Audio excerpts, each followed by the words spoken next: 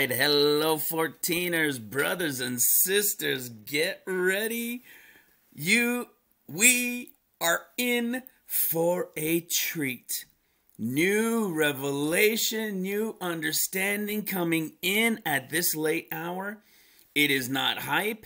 It's not a joke. It's not pretend. It is edge of your seat. Get ready. I have had many late nights for the last 3 nights, in particular last night. I mean, talk about phone calls, man. Saturday, was it Saturday? What are we, Monday? Saturday, I was on the phone for 5 hours after doing the video. Yep. Actually, no, that was Friday. And then, of course, doing the Saturday, the live show over on the Disciple channel. And another 2.5-hour phone call with our brother yesterday, Charles, that I've mentioned. And the one on Friday, there was a 3-hour one with Denise, who I've mentioned. And, man, I'll tell you, guys, we have these conversations. And you guys send some info. And, you know, we're digging and we're getting closer and closer. And many of the emails that I get from you guys, because you guys know who the Gospels are speaking to, I get a lot of emails saying, well, what do you think about this? And look at this. And, you know, because you guys are trying to see, how does that piece, where would that fit? Because it says it different in Luke compared to Matthew, for example, right?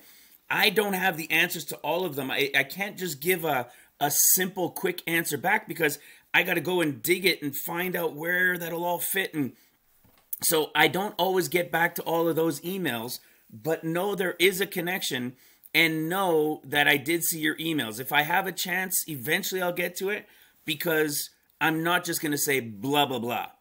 It's going to be something detailed where there's understanding with it. And I know you guys get that. So, man, get ready. You know, with these conversations we've been having in this late hour that we're in, man, oh man, I'll tell you what, it is so awesome. And today, I wanted to say that everybody had better watch the whole video. You know, a lot of people watch a few minutes, click and go. No, you are going to want to watch this whole video. Why? Because we are revealed greater understanding to the 14 and the whole 14 to 21 year thing. You're going to see it, in particular the 14 years. That will confirm. Yes, sirree. It's going to confirm what we were talking about in Luke for over a year and a half, whatever it's been, that we've been talking about in Luke. And we're going to touch on that. It's going to show in the beginning compared to in the beginning. And who are the two that said it? That will reveal the same 21 or 14 years. It is awesome.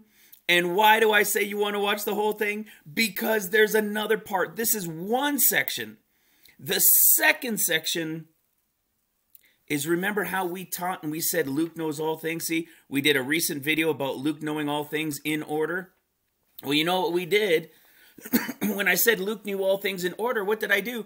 I went to chapter 2. Well, guess what? What about chapter 1? What about chapter 1? Well, our brother Charles, that's when he had the idea. He said, wait a second. What about what we see coming next after Luke says that in chapter 1? What do we see coming next?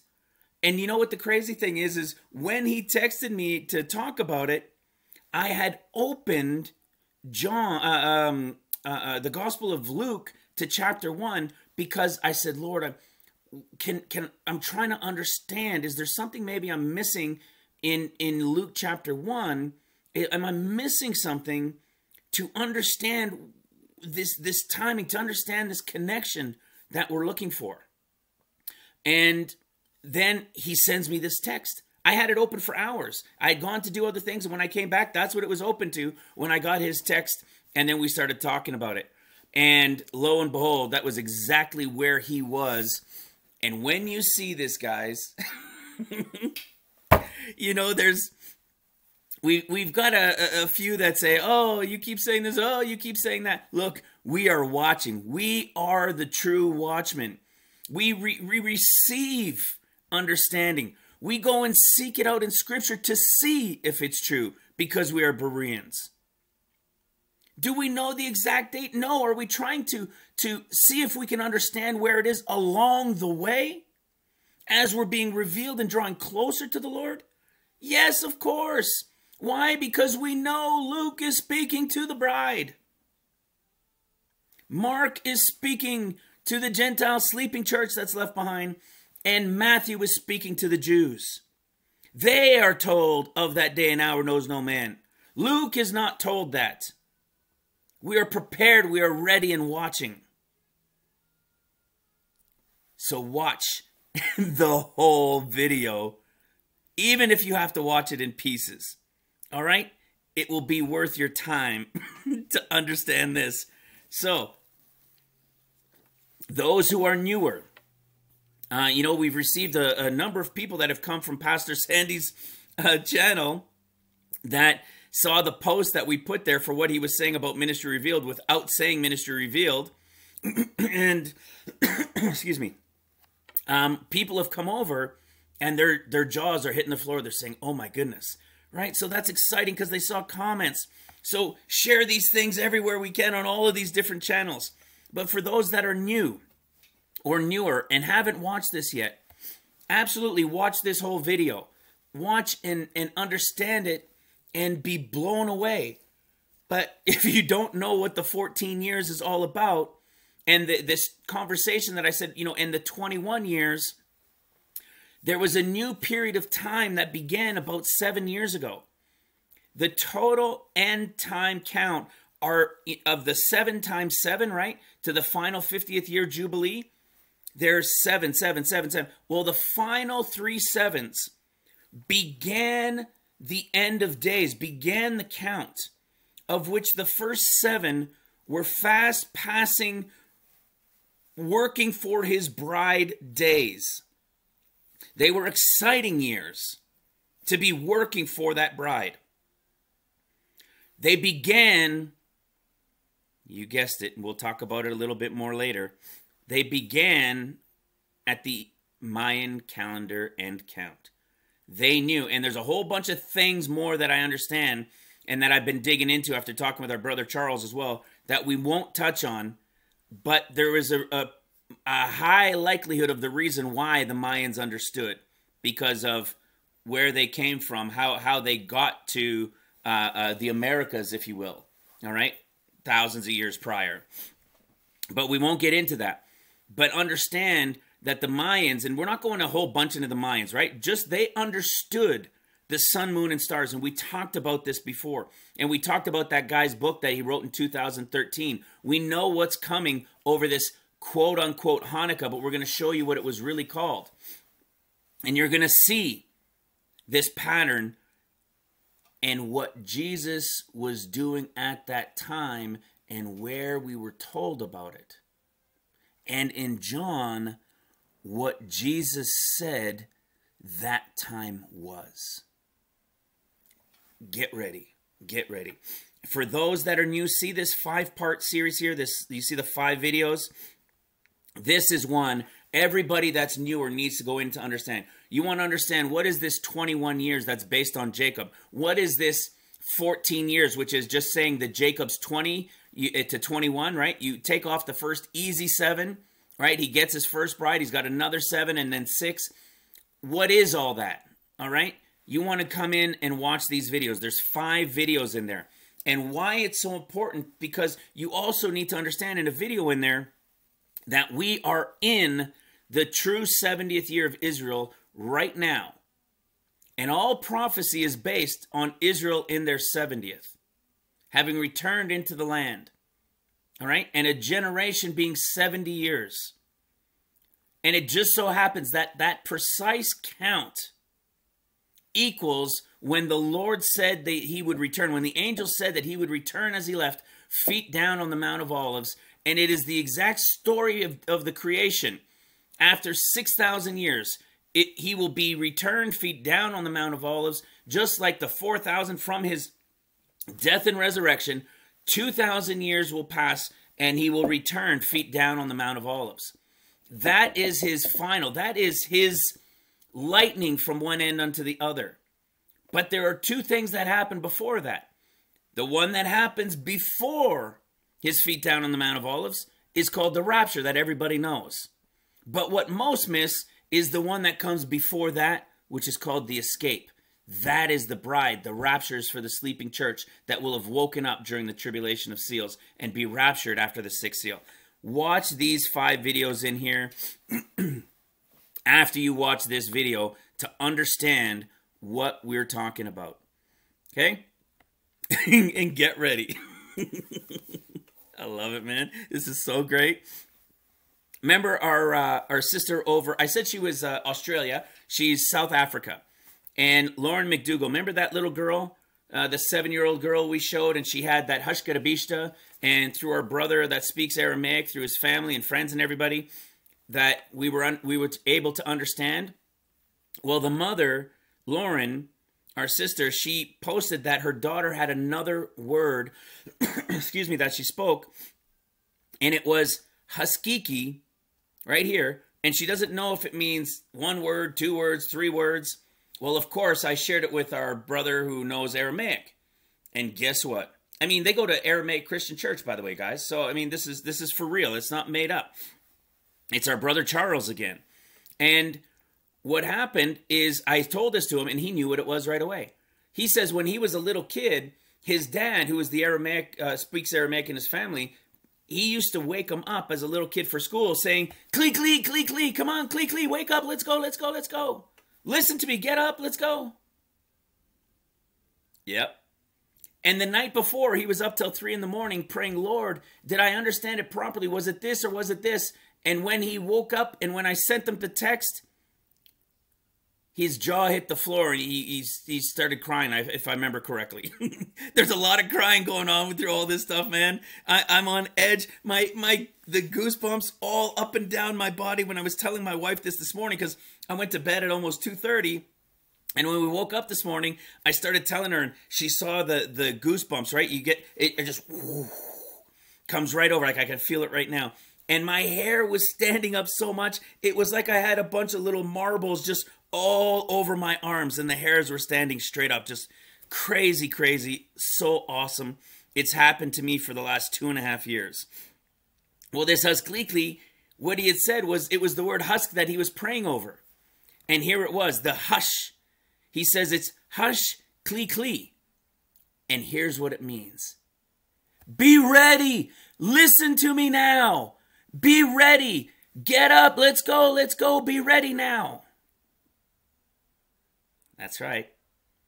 It's the urgency. Sorry for the yell.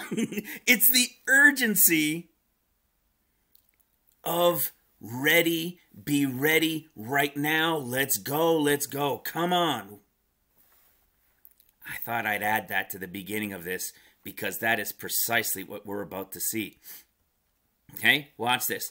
Do you remember in Luke, this is what we were talking about a moment ago? Luke 17, starting in verse 24. Remember, Jesus gives all 3, right? What does he tell the disciples? For as lightning that lighteth out of one part under heaven unto the other, shineth unto the other part of heaven, so shall the Son of Man be in his day. All right, in his day. This is when he returns feet down on the Mount of Olives. And how do we know? Because in Matthew's discourse, who is written to Judah, who is written to the Jews, this is when the Lord is returning feet down on the Mount of Olives. And what does it say at the coming of the Son of Man for Matthew? Where is it? Where is it? Where is it? Where am I? Son of Man coming. Where is it?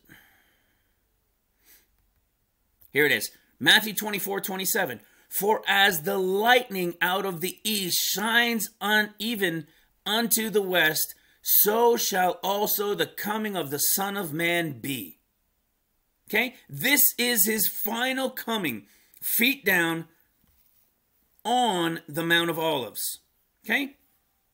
So this is what he's addressing when he's telling the disciples this. You guys will see me when I come at the final feet down on the Mount of Olives. It'll be for all to see. But remember this, he says, but first must he suffer many things and be rejected of this generation.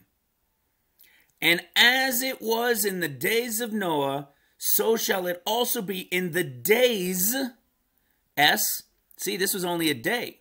This is the end, when his day that he comes. This is in the days that he'll be here for. Do you remember? I think it was in the second last or third last video, something like that, when we showed the triumphal entries. There are 3 triumphal entries, right? And each triumphal entry, the story that precedes the triumphal entry, in Luke, it's what? After the triumphal entry, it's the story of Jesus as he comes near. As he comes near, weeping over Jerusalem. If they had only known in this their day the peace that was for them, but is now hid from their eyes. Not partially hid, now it is hid from their eyes. Why? Because it will be the time of the Gentiles. The Jews will have been scattered. They will be attacked and they will be scattered. It'll be the time of the Gentiles. And when that seals time is over and the rapture takes place and the trumpets begins, it will be the time of the Jews. They will be gathered back, those who understood him, those who believed on him now. They will be gathered back into Jerusalem. There will not be a third election. They will not form another government. It's over. They're about to be scattered and Jerusalem destroyed. And this is what he's talking about right here. See, they knew not at his coming near. For the day shall come upon thee, that thine enemies shall cast a trench about thee, and compass thee round about, and keep thee in on every side. And they shall lay thee even with the ground, and thy children with thee, because you knew not the time of your visitation. This is what Jesus is saying. Remember in Luke 11, when you understand that the Gospels are speaking to different groups of people at different times, what does he say in Luke 11? He says, as it was in the days of Jonah, right? As it was when Jonah was assigned, when he walked into Nineveh and gave a 40-day proclamation, so shall the Son of Man be to this generation. What generation? This generation right now. So this is what he's talking about when we're reading it here in Luke chapter 17. When he said, where are we? This is what he's saying. See, but first he must be rejected of this generation. He's here as Noah was the warning, so shall the Son of Man be. Is everybody going to know he's coming down as this glorious light at this? No. It's over Jerusalem. How is he going to be is he going to be as he was after his resurrection? I don't know. But it says at his coming near, he will be rejected of this generation. And he will let them know they're about to be compassed about. We know this. This is Luke 21's discourse. It's the same thing. And listen what it says, right? They did eat as it was in the days of Noah. This is what we're getting at now to go into Genesis. Okay? He's going to be rejected of this generation. And as it was in the days of Noah, so shall it also be also in the days of the Son of Man. They did eat, they drank, they married wives and were given in marriage until the day Noah entered into the ark. And the flood came and destroyed them all. You guys all remember this, right? So this is what? He's talking about the final time with lightning from one end unto the other. But then he says, but first. What's the but first? As it was in the days of Noah until they entered the ark. And then it says, likewise also, as it was in the days of Lot. Okay, this is the second time. What happened in the days of Lot? Right, when the meteors came down, right, the brimstone came firing down. But what happened before? Lot was taken out, right? That's the rapture scenario. That's why at the end of the sixth seal, you see the stars being cast down to the earth. Those are not the fallen angels there. The fallen angels aren't cast out till midway through trumpets that you see in Revelation 12. Okay, so here's the first time, as it was in the days of Noah. Here's the second time, as it was in the time of Lot. And then what do we know? We know that the Lord, after the 20th year, the covenant is made. And at the beginning of the 14th year, which is the same as saying the beginning of the 21st year, right?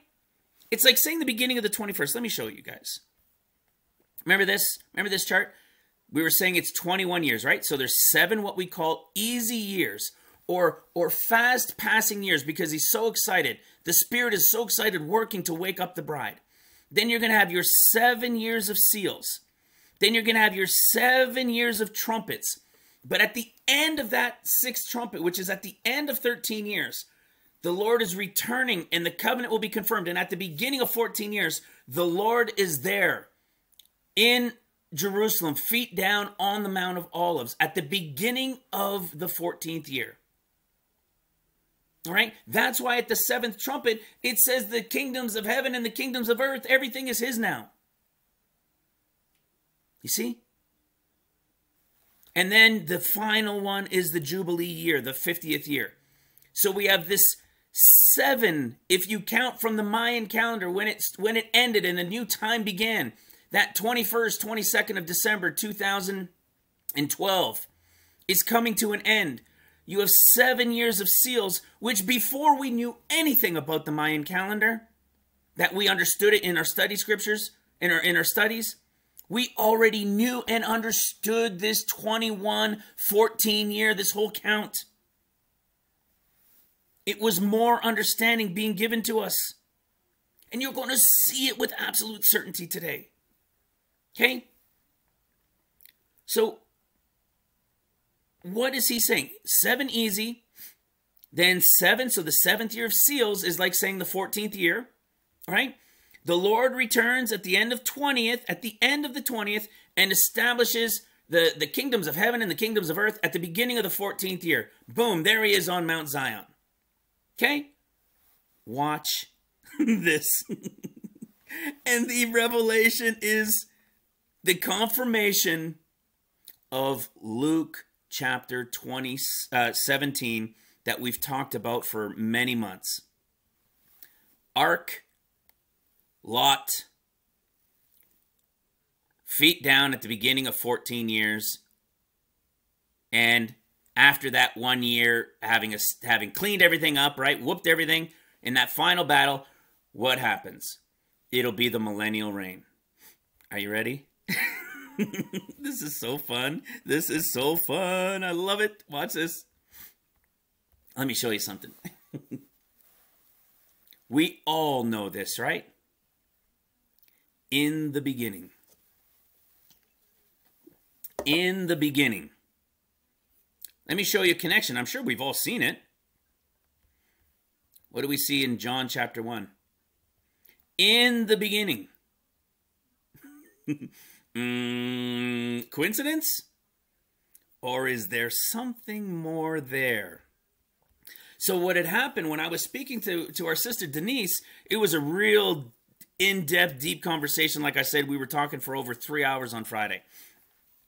When we were talking, she started talking in chapter 14. And she was trying to explain how this battle between the 2 kings, with Melchizedek there, when Lot, when Abraham rescues Lot in Sodom and Gomorrah, in chapter 14, she started saying there's comparisons in these chapters going forward until we got to a certain chapter. And I said, but Denise, it doesn't equal. We don't start with Lot. I said, I can see what you're saying. There's some parallels of things going on. And then I went, oh my goodness. I jumped in the conversation quickly and I said, oh my goodness, check this out, check this out. Oh my goodness, there it is. Okay. We were here in Genesis 14. See, look what it's called. The rescue of Lot. Adam rescues Lot. Abraham rescues Lot. You follow? You see what we were just talking about in Luke? The first time is the ark. The second time when he comes at the rapture, which is the end of the sixth seal, you see all the fire and brimstone and everything coming. The rapture takes place. So what do we know is 7 years before? Wouldn't it be chapter 8? What's chapter 8? At the end of 40 days. This is so good, guys. Okay, so let's check this out. Genesis 1:1. In the beginning. John chapter 1. In the beginning. John chapter 7. What do we have in John chapter 7? We have a 7-day feast that passes, right? A 7-day feast. And then we know it's about an 8th day, correct? This is the Feast of Tabernacles, which is something we're going to talk about. How Jesus doesn't come until about the midst of the feast. So we have what? A 7-day event. We have how many chapters? 1, 2, 3, 4, 5, 6, 7. So there's a 7-day period or a 7-year period that will have passed. That will have passed. Like the Mayan count. They understood a new count began in December 2012 at the solstice. It was a new age of a new time beginning, which we have proven is the 21 years. And here's that 7 years. Here's our about an 8th day. So maybe something relating to an 8th day, a literal one, which is like when Keith, I remember when we were getting close to the Feast of Tabernacles. And we were talking so much about this 8th day because we know it's about an 8th day. That's what Luke tells us. And so we knew this. It was revealed. We had the understanding. We did a video on it called The Mount Transfiguration in the 8th day. Something about we have it. Finally understood after over a year of seeking why his was about an 8th day. And Keith had said, you know, out of all of these, out of everything over this last 2 years, how do you feel about this 8th day? Like, I mean, it really seems like this is the thing, right? And I said, you know, I believe this is 99%. I'm not going to say 100. I mean, I don't know. We don't know all things, but I believe that was 99%. And I even told you guys, because it's about an 8th day. So what were we missing? Stay tuned. Okay. So what do we know? 7 years are going to pass.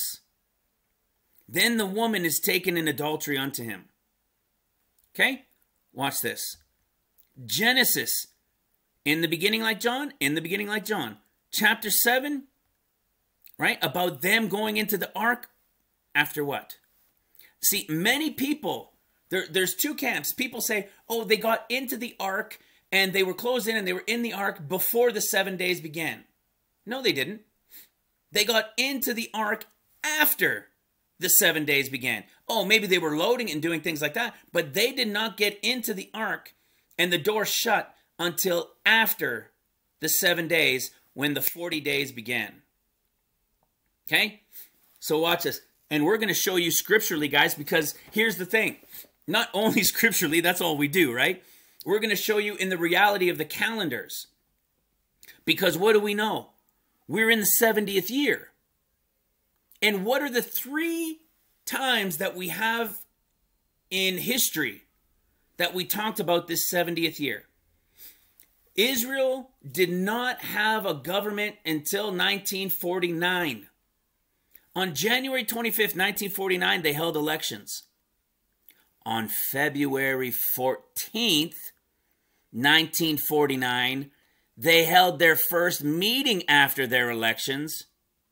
And on March 8th, Ben Gurion stepped into office, and on 10th, the former was dissolved because it was a provisional government in place. So that's why we say at the very latest, if this season that we're about to talk about isn't this one at the later this month that I'm going to show you in great detail and understanding, then like I said, take it with at least put a little hint of salt to say, okay, we've got still a little bit longer till maybe early mid-March, okay? But I don't believe it's going to go that far. I'm positive it's not going to go that far, whether it's this one or not. But when you see this one, there's no, you're just going to say, oh my goodness, there it is. But what do we know of those 3 dates? All of them in 1949. Well, they had their election on January 25th, but they held their first government meeting, their first Knesset, on February 14th, 1949. February 14th, 1949 was what? Tu B'Shavat. And in 2018, in back-to-back years in 2019, there was a super blood red moon on Tu B'Shavat 2018, I think January 31st.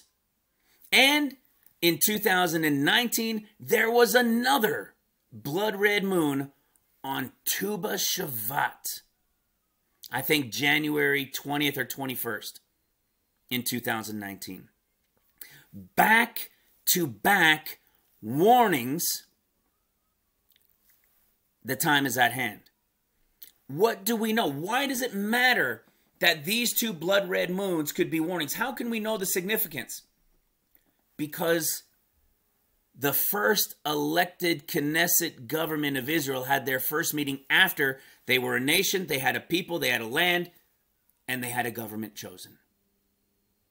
So we've been saying since the beginning of understanding that we're truly in the 70th, we know there's 3 potential date time frames to look at. But as a default, we say the latest one as the example to say, okay, well, today's count, when you see this, is going to show you the 40 days equals Tu B'Shavat. Would that matter if we didn't know they held their first government meeting after elections on Tu B'Shavat? If there weren't 2 super blood red moons in back-to-back years to say, hello, warning, warning? If they hadn't had 2 elections in Israel and still haven't formed a government with 2 Benjamins, both having failed?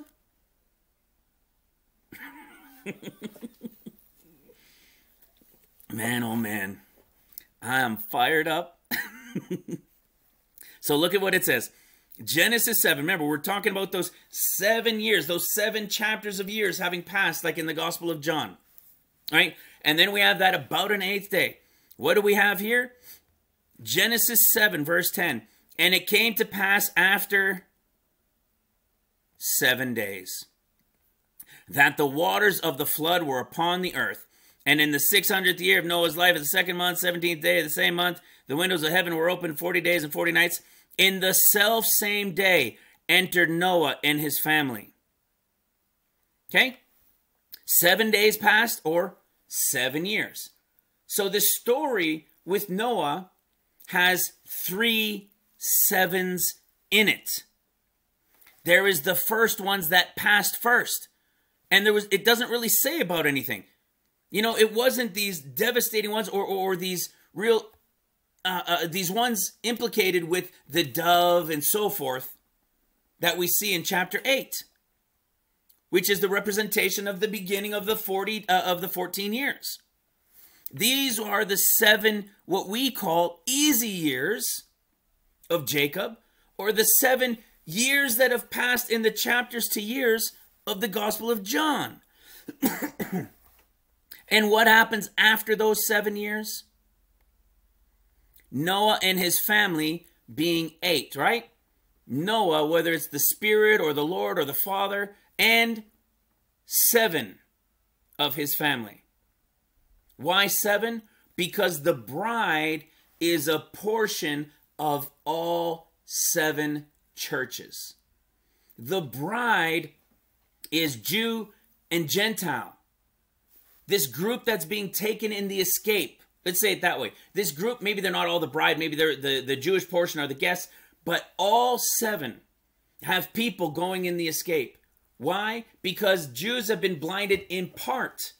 But after the escape happens, they will be blinded completely until trumpets until the end of seals of the rapture and trumpets begins. It is a piece of all 7 churches, those who were ready, watching, praying. And when I say the Jews, of course, they're believing Jews, right? Messianic Jews that were watching and praying and seeking the Lord as we know to do. That were repentant. We've got it right there. 7 have passed. 7 have passed. About an 8th day. Well, what do we know? When did Noah get in the ark and his family? At the end of 7, before the 40 days started. At the end of 7, before the 40 days started. And when we go to 2 Corinthians chapter 12, we can get this understanding. I knew a man in Christ above 14 years ago. Whether in the body or out of the body, I cannot tell. Such as one. This was one of our favorite verses for a long time. It still is one of the favorites. It confirms 14 years, but not right at the 14 years, above 14 years. Why? Because the bride goes at the start of the 40 days, at the beginning of 40 days. At the beginning of 40 days. Then the 14 years begins.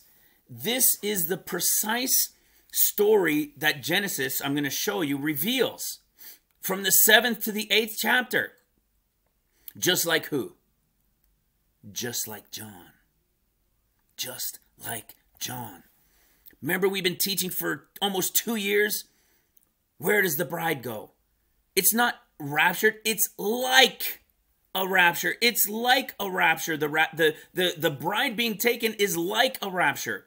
We call it the escape because that's what it's called. It is like a rapture, but it's not the rapture. And the bride goes to the 3rd heaven. He says, and I knew such a man. Here's the 2nd time. This is as it was in the days of Noah. This is as it was in the days of Lot. The 2nd time, this one was caught up. Where does the rapture group go when it's caught up? They're going to paradise, not the 3rd heaven. You see? And what did it say? Above 14 years ago. I always remember one of our brothers, Josie Wales is his channel name. And he had said, yeah, something about, he had commented on somebody's video. I don't know why it sticks out in my mind so much. But I remember him saying a while back to somebody, yeah, it's something with, you go to 2 Corinthians 12, and that's where he shows that it's, above 14 years. And that's where this 14 years is based from. And back then, that was part of the basis of this growing. Look at where we are now. Anybody who denies it just isn't watching, right? They're just not listening to what's being shared. It's so crazy. Okay. 7 years, right? 7 years. At the end of those 7 years, 7 days, Noah gets in the ark and the 40 days begins, right? When we come to chapter 8, which is like John saying what? About an 8th day, right? Look at what happens. And when the 40 days had ended, right? At the end of 40 days, see, the bride's gone. 40 days take place. And then what happens? The raven is sent out, who is the Antichrist. We've shown this before for those who are newer. Raven, it's dusky hue. Go to the root of it. And what is the word? Arab. The Antichrist is an Arab. He's no French president. He's no Greek prime minister. He's not Canada's prime minister. He's not Trump. He's an Arab. He's the raven. I believe he's Saudi. If anybody has studied even a little bit on the end time stuff that that the Muslims have in the Quran, they believe he's coming from Saudi. We've broken this down a little bit. It seems pretty obvious to us, right? So what do we have? The raven, and then the dove goes out. When do we know the dove goes out in Scripture? Acts chapter 2. Isn't that correct? Acts chapter 2. With 14 years to go. When does the raven go, or when does the dove go out? 40 days have passed, and then 10 days, and the dove is released, right? So what do you think the time frame, if 40 days has come to an end, and the raven goes out, and then also the dove, do you think maybe the raven goes out maybe 10 days or so before the dove? The dove isn't taking anybody away. The dove is coming to empower those disciples who are chosen to work, during this coming season and time. And we'll even show you where a group is chosen for those 40 days to go and spread the word that the time is now, that the Messiah is here. Think about Yitzhak Keduri. Remember that he was 107. He was the great rabbi they all went to. And he said, when Israel has elections and there will be no government. And everybody said, what are you talking about? But now they've been talking about it all year in their Jewish papers. We've been talking about, many channels have been talking about it. There will be elections but no government. That's precisely where we are. They've been warned that it's coming. They've been warned. Remember I said Genesis shows 3 sevens? We had those 7 easy or after 7 years. And then what do we have? When the dove goes out, what happens? Comes back to the ark. And as it comes back, he sticks his hand through the window of heaven, through the window of the ark. And he pulls her, the dove, into the ark. Bring her into the third heaven. And then what? And he stayed yet 7 days. 7 years is the type and shadow. And then again, so what is this now? Yet 7 days. So now after 7 more years, what's going to happen? The dove is going to go out again. And when the dove goes out this time, when it returns, it has an olive leaf plucked. And it's in its mouth. We talked about this before, right? What is the word plucked? It's the word harpazo. Go look up the word harpazo. The Greek 726, it means to pluck. This is the grafted in branch being plucked off. The time of the Gentiles coming to an end. After what? The second 7, which is seals. You had the 7 easy. They got into the ark. 40 days happened. Raven goes out. Then dove goes out after 10 days. Empowers the people who are working like we see in Acts chapter 2 that will replay. They will have amazing supernatural powers and healing powers and abilities that will wake up the church, that will gather them to places in secret, in protection. And after 7 years, 7 days, the second 7, the plucked off happens. And where does the raven go? Where does the dove go? The dove goes back to the ark unto Noah. Right? Well, guess what? Then 7 more days or 7 more years pass. There's the third 7. What did we say it was? 3 sevens.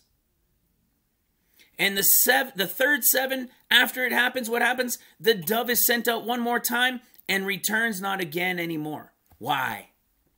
Because just like Jesus, the last chapter of Matthew for Judah, the end of trumpets, the end of Matthew, the end of the time of Judas, the end of the time of Jacob's trouble.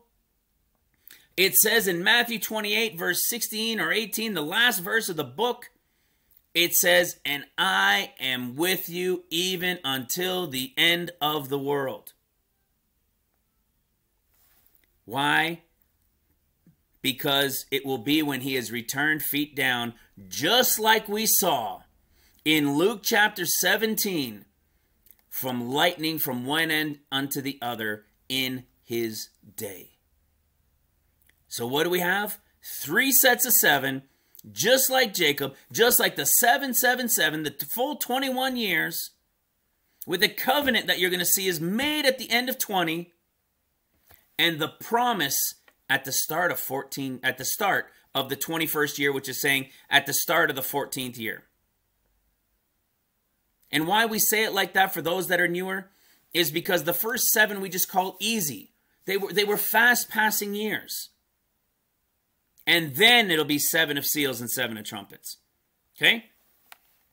So we have this same story played out over and over again. Now look, what chapter? 7 easy years have passed. There's the 8th year, which is what? 8 is like saying the first of the next 7, right? So it's like being in the Gospel of John, chapter 8. What happens? What happens in the 8th year, the first of the next 7? 14 years begins, right? 14 years begins, right? How many times have we shown that? We go to the book of Zechariah. We've shown how there's 14 chapters that equal 14 years. We'll even go into it a little bit today. Here it talks about these 70 years. Here it talks about the beginning of the first year of trumpets. The Lord is on Mount Zion. Let your hands be strong, because they're going to start rebuilding the city and the streets and the temple. Then at chapter 14, the Lord has returned, feet down on the Mount of Olives. And he's going to go and destroy them in that final battle, which is the second battle, by the way. And it's what? 14 years. This is the 14 years from Judah's point of view. Hosea also has 14 chapters, and it's the 14 chapters from the Gentile portion, just like Jesus said, or Paul said in Romans 9. Osi, which is Hosea. And what do we see? So in Zechariah chapter 1, we saw these 70 years and affliction came. Chapter 1 of Hosea, it says the beginning, the word of the Lord came unto Hosea, go get your wife of whoredom. What does it say in the beginning of chapter 8 of John? And a woman was brought to him in an adultery. And he bent down, and she was there before him, standing alone. And he rose up, and it was only her standing before him. That's right. It's like being down on one knee, and he's proposing to her. You see what I'm saying? So we have 7 and the 8th. And in the 8th year, what do we have? The 14 years being talked about. The start of the 14 years. Same thing we have in John. Same thing we have in John. Same thing we have in Zechariah. Same thing we have in Hosea with the bride being taken first. Well, guess what? If we go to chapter 14, so 14, right? Here's the beginning of trumpets, right? The start of the 14 years, we could say. And chapter 14 would be what? 7 easy years have passed, 7 years of seals. This would be the 7th year of rest, correct? 7 years you work, 7 seals. But there's 6 seals, and the 7th one is rest. Well, look at this. The 14th year, in the type and shadow, the chapters to years within understanding in it, should be the time of what? Those rescued, as it was in the days of Lot, like we saw in Luke 17. You see, look what happens at the 6th seal. There was a great earthquake, and the sun became as black as a sackcloth of hair, and the moon became as blood, and the stars of heaven fell unto the earth, even as a fig casts her untimely figs when she is shaken of a wind. What happened in Sodom and Gomorrah? What is about to replay in the year 2025-ish, somewhere in there. You following? There it is. And what did Luke say? What did Luke 17 show us? The first one would be as in the days of Noah, chapter 8 to John 8. Next would be 7 years later, in the 7th year of rest, as it was in the days of Lot. And who gets rescued by Abraham? Lot. What now happens? This is awesome. What happens that we know of in that 14th, or in that 7 years of seals having come to an end. What happens in that 7th year? The Lord has come on Zion, right? They will have seen him coming. What happens at the end of the 6th seal? Hide us from the face of him who sits on the throne and from the wrath of the Lamb, for the wrath of the Lamb is come. Who is the Lamb? Who is here in that 7th year, guys? Who is here setting up, coming on Zion? Isn't it Melchizedek? Isn't it King Melchizedek?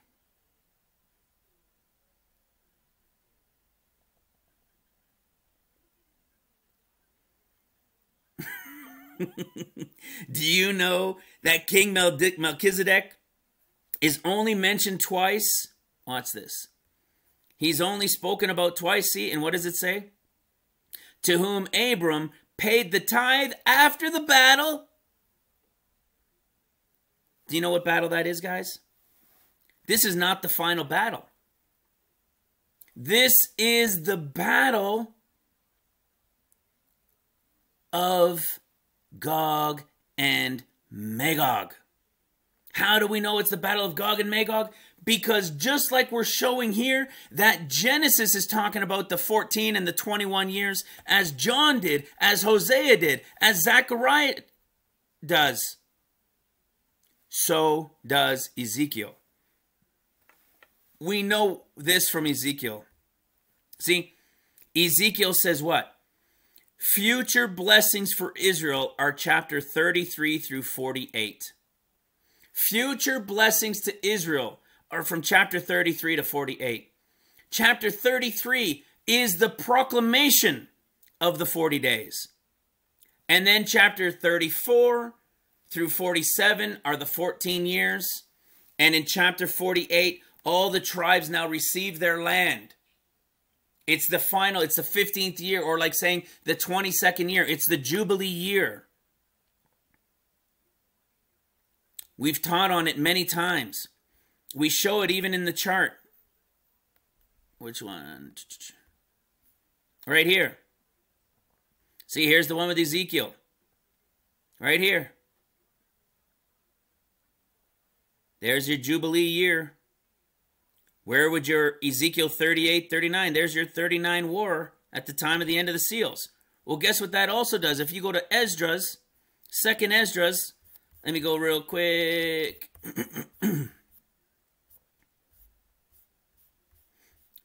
Remember, we've shown this before as well. I think chapter 13, here it comes. Okay, what do we know? Here it is. Behold, the Most High coming to deliver those who are on the earth. This is the escape.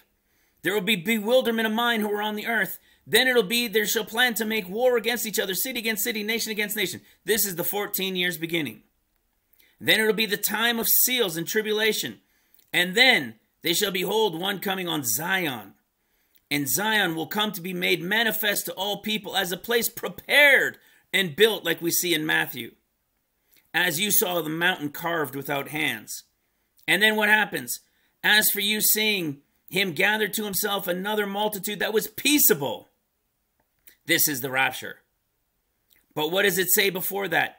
And when all nations hear his voice, every man shall leave his own land and the warfare that they had against one another. And an innumerable multitude shall be gathered together, as you saw, desiring to come to conquer him.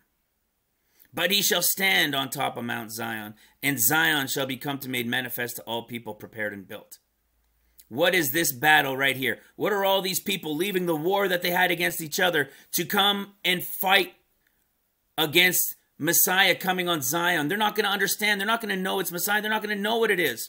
But they're going to come and fight against it. That is this battle. That is the Ezekiel 38, 39, in particular the 39 where the actual war is. That's why in chapter 40 of Ezekiel, it says what? It's the 25th year and it's the 14th year.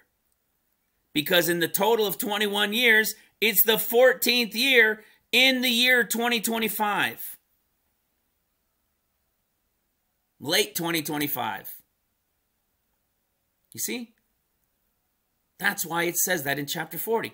And they're going to be what? Burning the weapons, it says in chapter 39, for 7 years. Well, what 7 years are they going to be burning those weapons for? During the 7 years of trumpets. Everything, guys, comes into clarity when you understand that 7 years is incomplete. The truth is 14 years. Watch this. I'm going to show you some things here in chapter 14 and 15 that are awesome. Where am I? Watch this. Okay, first of all, it says now in the 14th year. In chapter 14 of Genesis, it's in the 14th year when we count from the first year of the 21. So, first of all, there you go. That's correct. What do we know it is? And there went out the king of Sodom and the king of Gomorrah. Why? Because it's the time of Sodom and Gomorrah, right? And they took all the goods of Sodom and Gomorrah. And there came one that had escaped and told Abram the Hebrew. And when Abram heard that his brother was taken captive, check this out. When he heard that his brother was taken captive, okay? When he heard that his brother was taken captive, what did he do? He armed his trained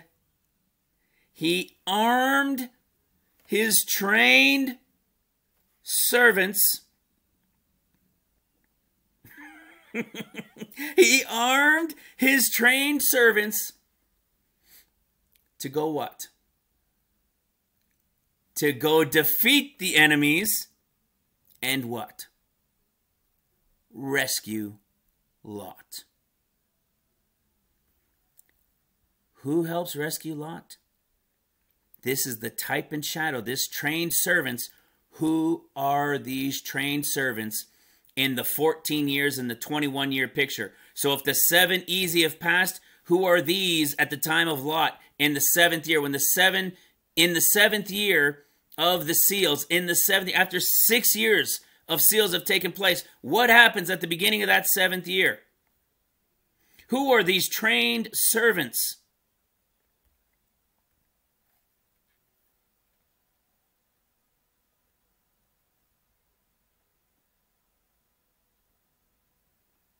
The 144,000. Who are they going to rescue? Ta-da! The great multitude. Who were who? The ones during the time of a type and shadow of Lot, when the stars of heaven were going to fall upon the earth.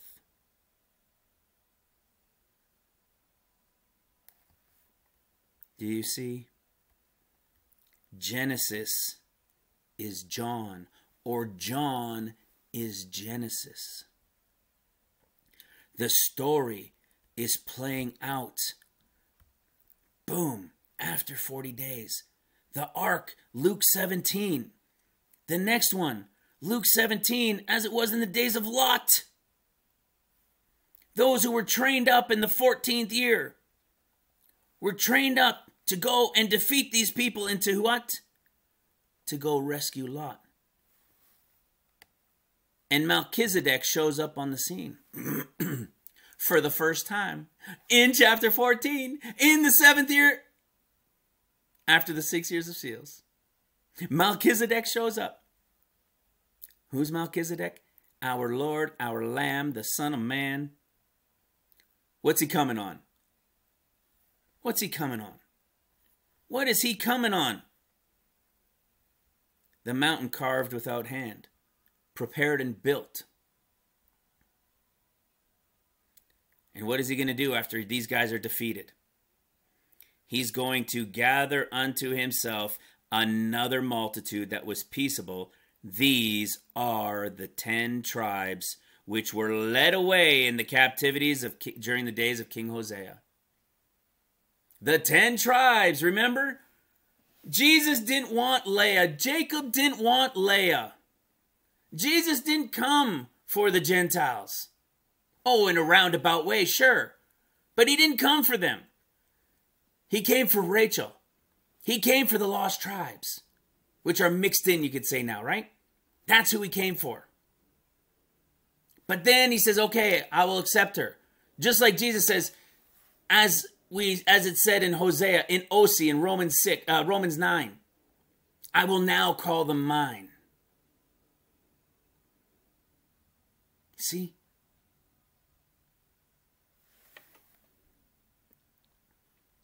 Oh, there's still more to come. See, there he is.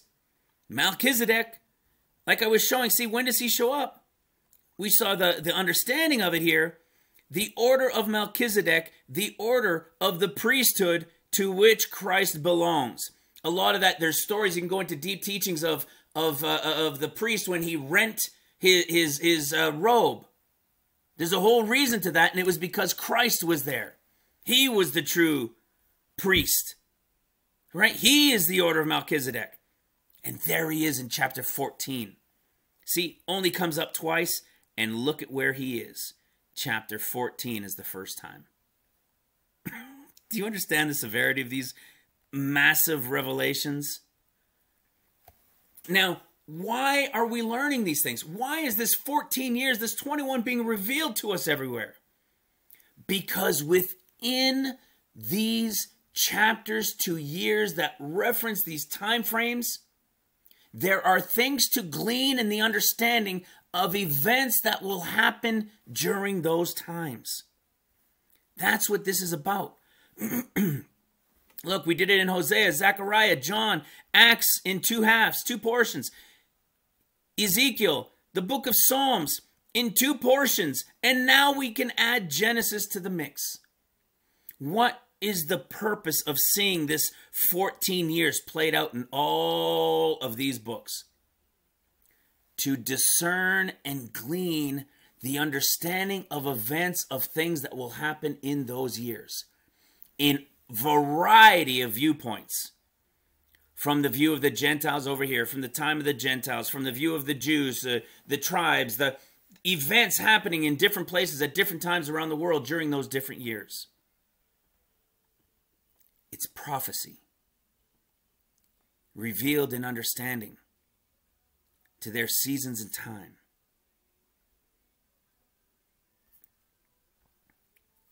And look at what it says. Verse 20, Genesis 14, verse 20. Melchizedek is here. He was the priest of the Most High God. And he blessed him and said, Blessed be Abram of the Most High God, possessor of heaven and earth. 14 verse 20. And blessed be the Most High God, which hath delivered thine enemies unto thine hand. And what did Abraham do? What did Abram do? He gave him all the tithes. Do you know why? Because what happens in the next year? What is this 15th chapter? It's the beginning of trumpets. What happens in the 15th, or what would be the same, like 7 years of seals have passed? This is the same as saying, chapter 8 is the same as saying chapter 15 of Genesis. What happens? They need the money to be brought into the treasury. They need the tithes, all of the tithes to be brought in. Why? Well, we know the Lord has returned unto Jerusalem, unto Mount Zion, the holy mountain of the Lord. And he says what? Let your hands be strong, you that hear in these days, by the words of the mouth of the prophets, which were in the days that the foundation, seals of the house of the Lord was laid. that the temple might be built. What are they doing?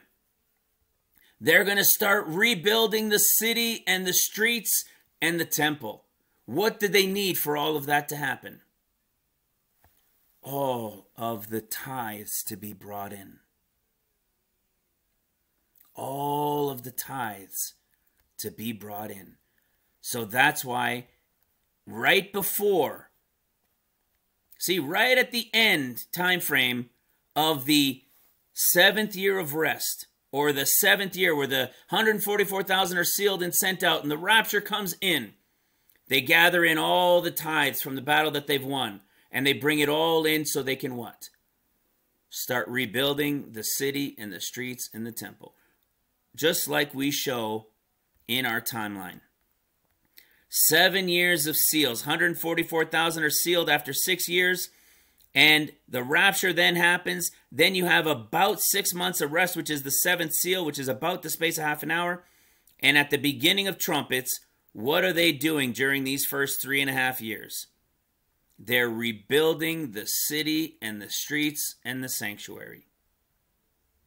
Until, so you got 7, 3.5 years, and then Satan is cast out, and he comes in and he starts destroying stuff. Now watch this. What if we then go to chapter 15? You see the title? Do you see that title? You're going to see some crazy things in here. Remember how we said it's Messiah when he comes at the end of seals and they see him and everybody panics and they stop fighting against each other and they come to fight against it. And the 144,000, they gather the people and they go and defeat everybody. The battle of Gog and Magog, the first one, at the end of seals. You've got then the year of rest, and you have what? Not the year of rest, but you have that 6 month, that about half an hour, which is the 7th seal of peace in heaven, which is about 6 months on the earth. What happens during that time? A covenant. How do we know a covenant is made at this time? Because what happens in Daniel 9:27 that we did in the live show this past Saturday on the Disciple channel? What happens in Daniel 9:27 when the Lord returns in that final year, in the beginning of the 14th year, which is the same as saying in the beginning of the 21st year? What does he do? He confirms the covenant that he made with many at the end of seals to the beginning of trumpets.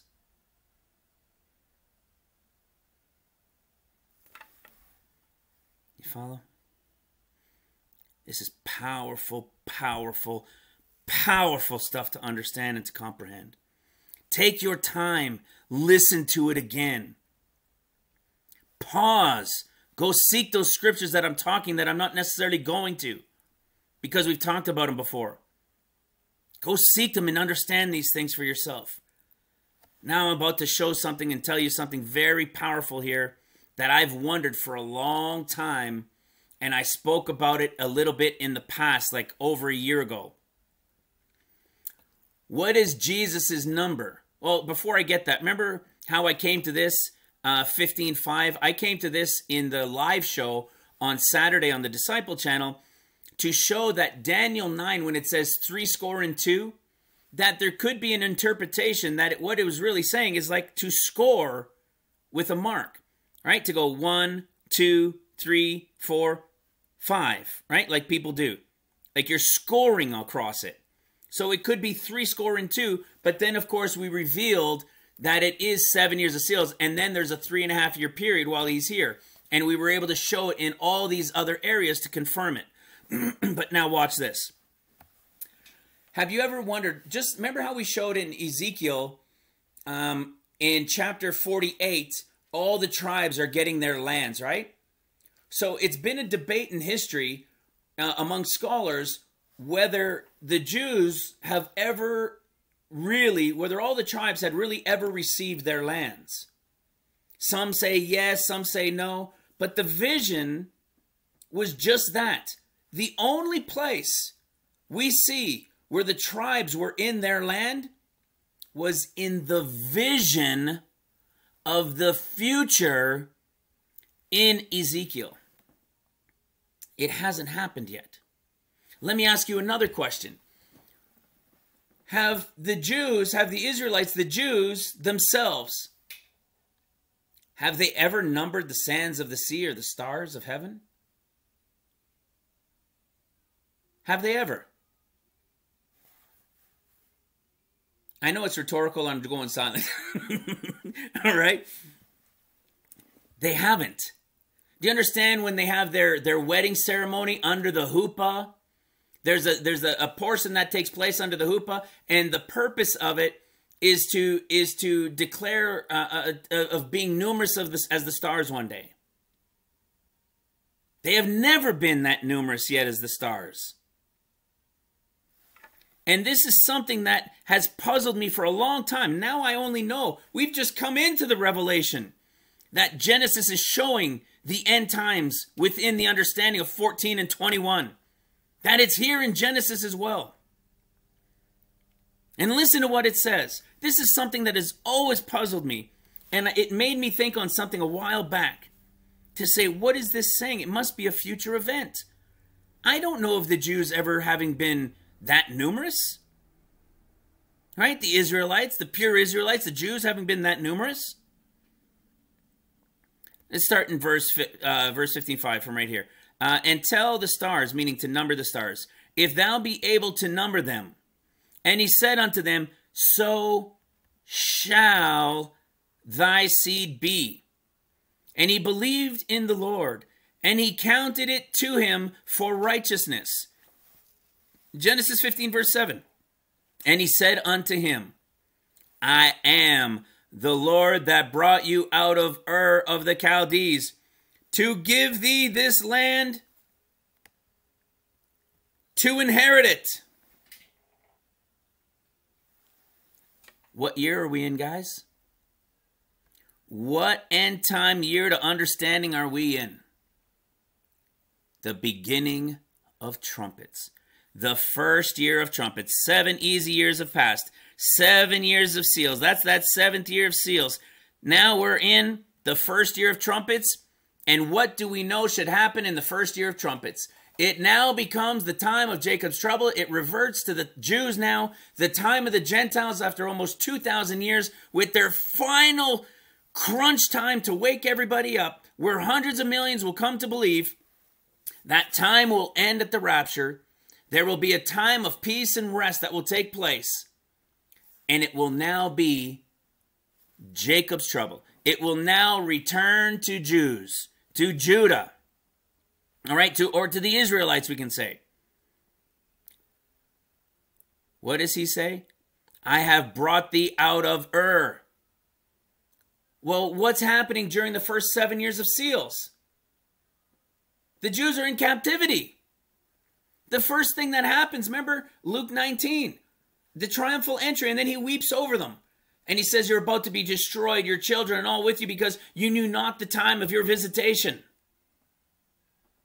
We know Luke 21, we know that 40-day portion that group is going to work for, which we'll get into. That group that he works for, that works for that time. And what does it say? And when you see Jerusalem compassed about, know that the desolation thereof is nigh. Right? That is what begins it all. 40 days. Persecution and craziness because millions of people have vanished. There's that 40 days. When that 40 days is over, Jerusalem will have been surrounded and attacked. And a declaration will go out to say, settle it. Let us rebuild the city and the streets unto Messiah the Prince. Hence, Daniel 9:25. Why does it say to rebuild? A decree will go out to rebuild Jerusalem. They must be destroyed before they can be rebuilt again. And here we are in chapter 15, which is the type and shadow of the beginning of trumpets, the first year of trumpets. And what does he do after they were sent out, after they were destroyed and they fled and they were killed or taken captive? The Lord is protecting them. Here's what a lot of people fail to understand. And what I pray the Jews will understand when they're about to be attacked. It will happen in the early portion of 2020. They will be attacked and destroyed. Many will flee and be killed, and many more will be taken captive.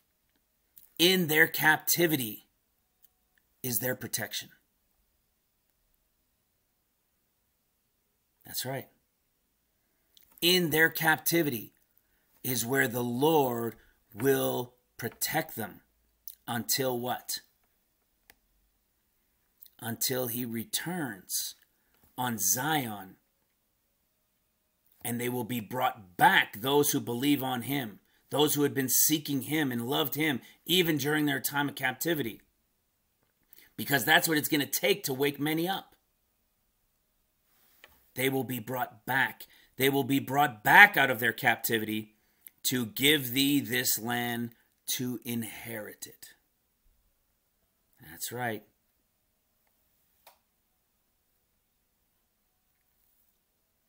You see, this is the other thing. This is what I was saying. So, your seed shall number the stars. Well, here we are now in chapter 15, which is the beginning of trumpets. And he's saying that your seed shall number the stars. We come to chapter 18. It talks about it again. In the same day, the Lord made a covenant with Abram, saying, thy seed have I given this land, from the river of Egypt unto the great river of the river Euphrates. Covenant at the beginning of trumpets, brought back into the land, and their seed, and to their seed it is given. Well, what do we know is the beginning of trumpets? It's the start of Jacob's trouble. It goes back to the way it was at the beginning. It goes back to their time. But there's going to be some refining take place. We know Satan's got to lose his battle and be cast out, and the Lord will cut himself off, but not for himself, but for the people of the prince that shall come. Now we can understand why it keeps talking about his seed, and the seed being as numerous as the stars in chapter 15. Because they have never yet been all in their land. They have never yet been numerous as the stars.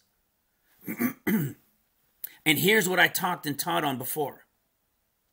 It's believed through scientific studies, not me, through research I've done.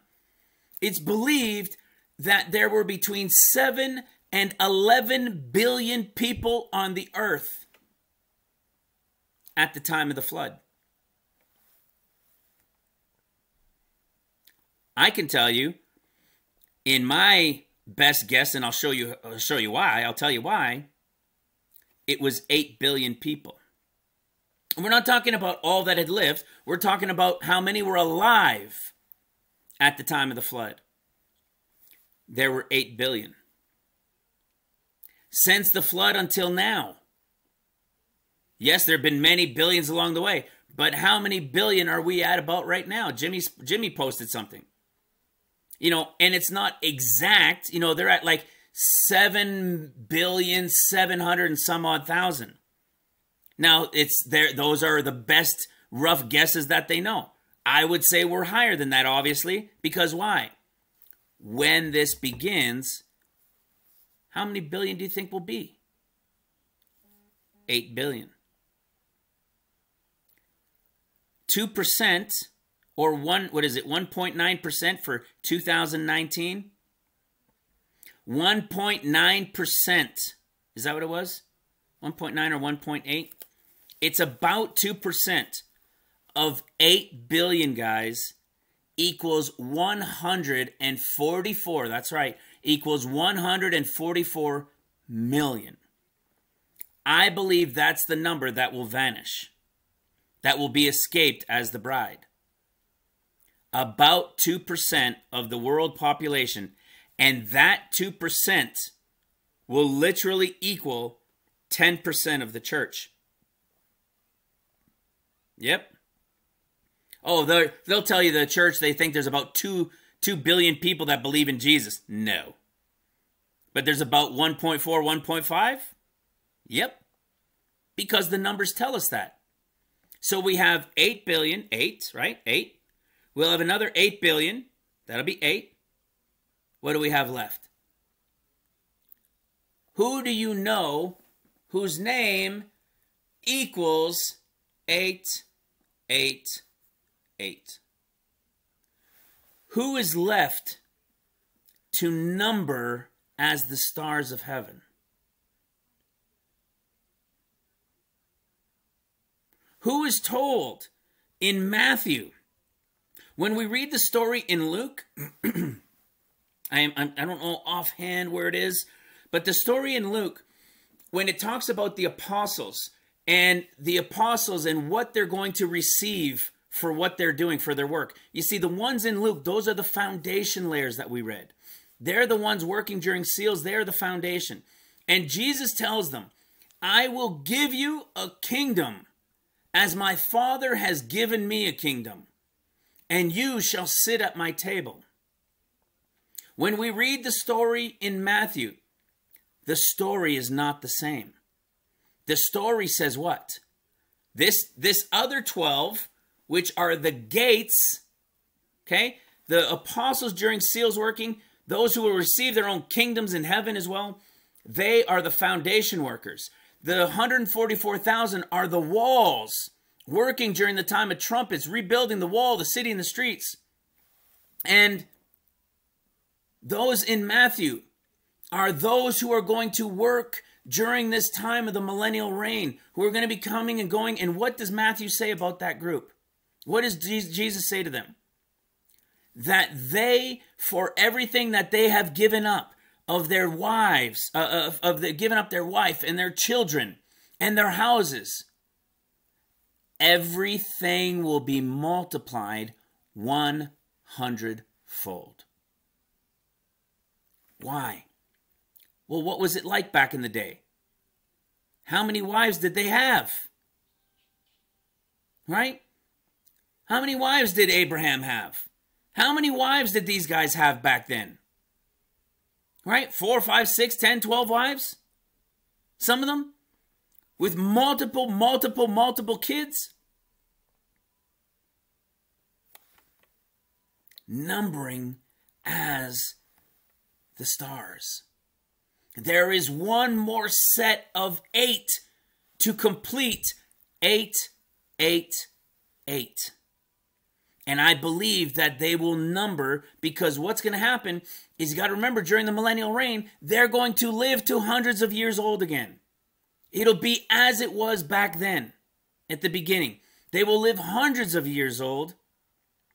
They will have many wives and many children, and not dying very early. They'll be, or early at all. They'll be living hundreds of years. Hence, the population will grow quickly. And they will reach what again? Numbered as the stars. The final 8 during their millennial reign. To complete Yeshua Messiah 8, 8, 8. Isn't that crazy stuff? I told you this was going to be jam-packed. Jam-packed. I don't know if I could keep going. I got another, I still got some more stuff for you guys that you really want to hear. Remember, I said there's going to be another section. I can do it faster, though. This was huge. So here we are in Genesis, right? In the beginning, 7 years pass. After 40 days, the 14 years begins. As it was, like the ark, right? Then we got Lot's time. The time of the trained up ones to go and defeat them. The enemies. It's the 7th year, Lot being rescued. The 15th year is the beginning of trumpets. where they're being given and brought back, not given the land yet, but being brought back into the land. That they will one day soon number as the stars. What's left?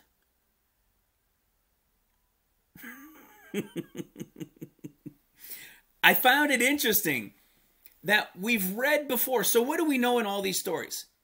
So this is an overall looking from chapter 1 to chapter 21 of Genesis. But within all these things, there are stories within these stories that we've talked about. All right? We've talked about these things. And what do we know?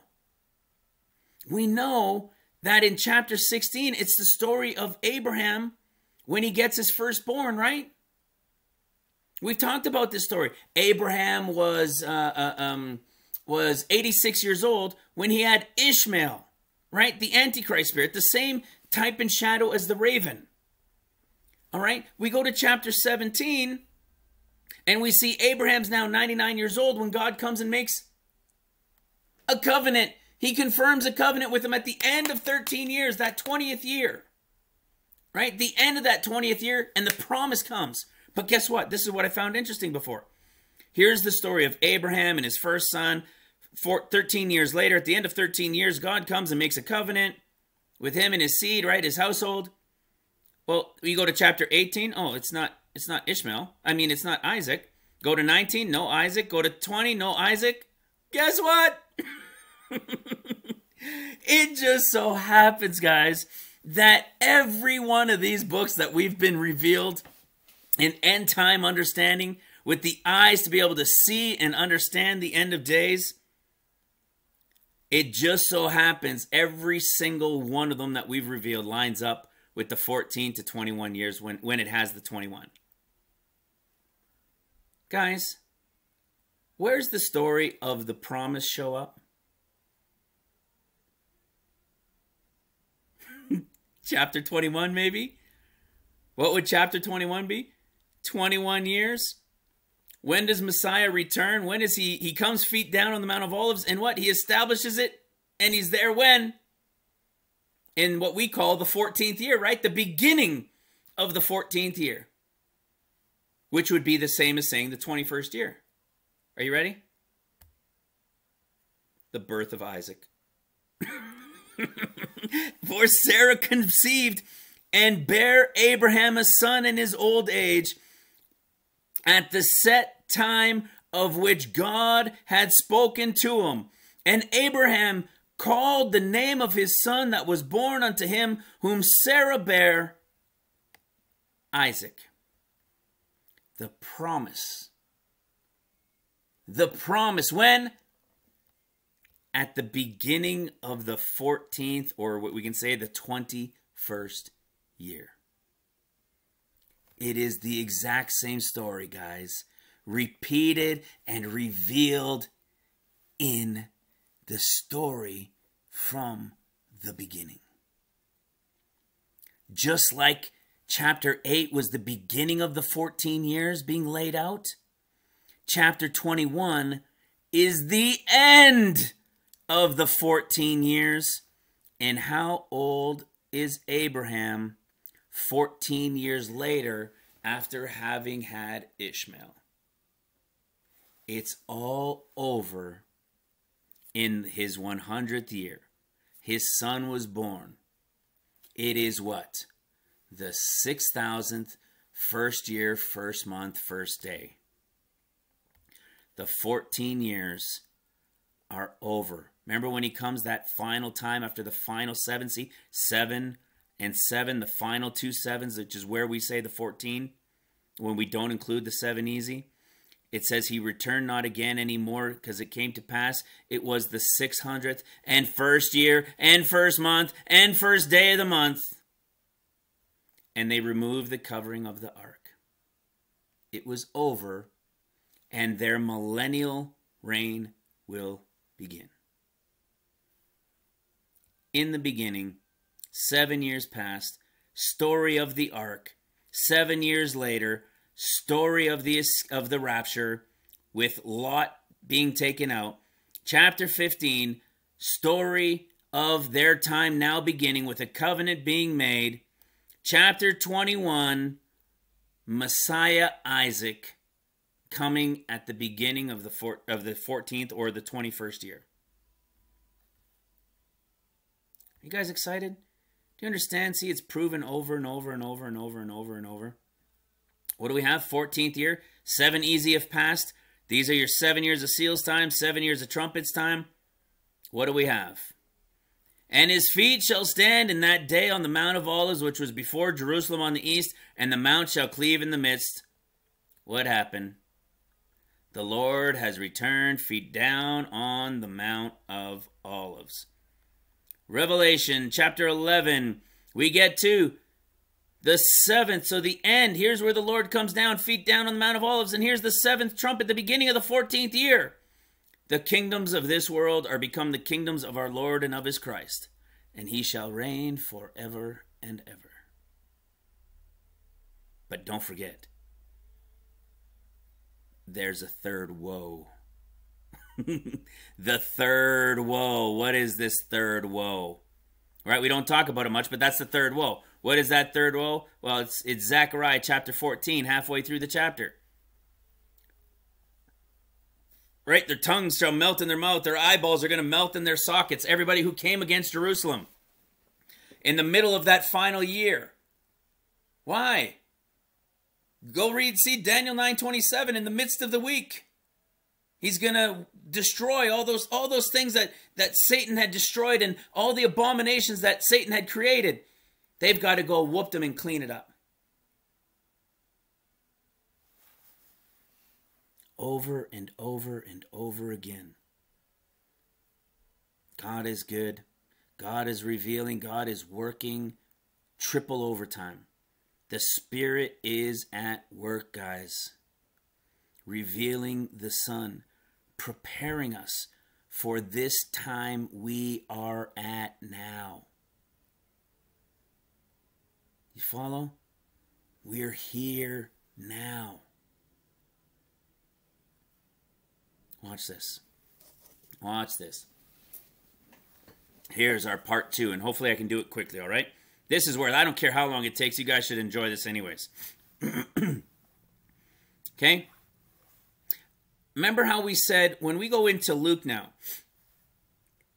we go into Luke, I showed you guys, we did that video, just one of the last ones we did, right? The second last one I think we did, right? Luke knowing all things, escape, rapture, return. Remember I was telling you how Keith had asked me, and it's the first time he had asked me, you know, man, this is pretty intense, like this is getting serious, is essentially what he was saying. And you know, what do you feel out of everything that you've come across? How do you feel this compares to others? And I said I was 99% sure it's this 8th day. We've got this connection to the 8th day. And then it came and went. You know, remember, we were looking at Luke chapter 2 and looking at this connection to Simeon. Well, get ready. What I didn't look very carefully at, which I was telling you guys at the beginning, was the rest of chapter 1. You see, in chapter 1, we know Luke tells us he what? Even as they delivered unto us, which were there from the beginning, eyewitness and ministers. Okay, that's Matthew and Mark. Luke says in verse 3, it seemed good to me also, having had perfect understanding of all things from the very first. I love that, man. I just say, wow, that's probably one of the... Could you imagine somebody saying that nowadays, guys? Could you imagine hearing somebody say, those guys had it good, but I know all things, and I've known it since the beginning. Here it is for you all in order. That's pretty bold. And it's in the scriptures. So not only is it bold, it's true. He knew all things in order. Now, when I was teaching on this, and we've taught on it many times, we would go to chapter 2. And when we go to chapter 2, what do we see? She brings forth her firstborn. And when she does, angels appear to shepherds who were keeping watch over their flock in the fields. They were sore afraid. Are there a few of you starting to say, oh my goodness, oh my goodness? And they were sore afraid.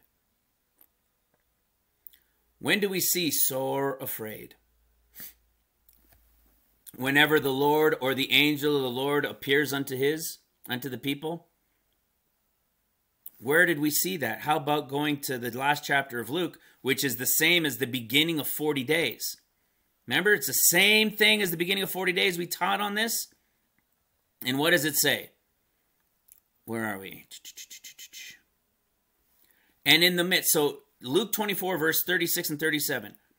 And as they had thus spake, Jesus himself stood in the midst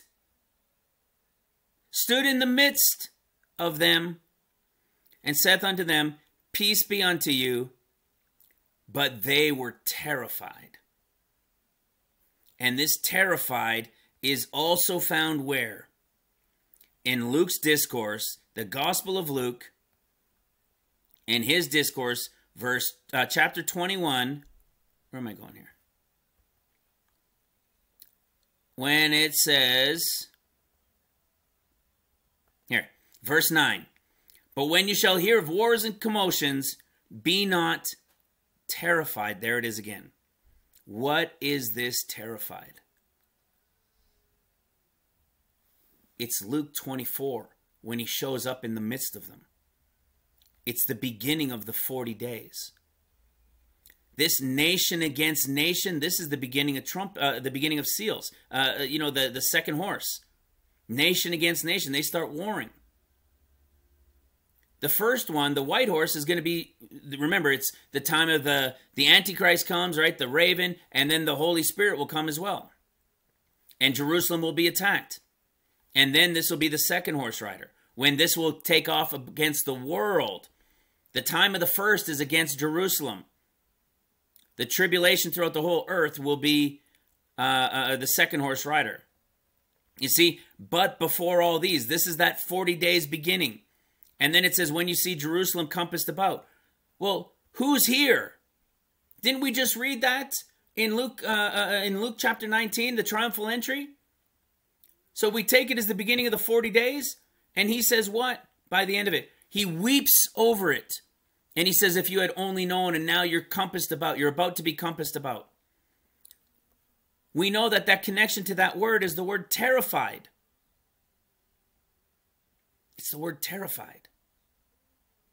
And when we go back to chapter 2, to understand the timing, we have these shepherds abiding in the field, watching over their flock.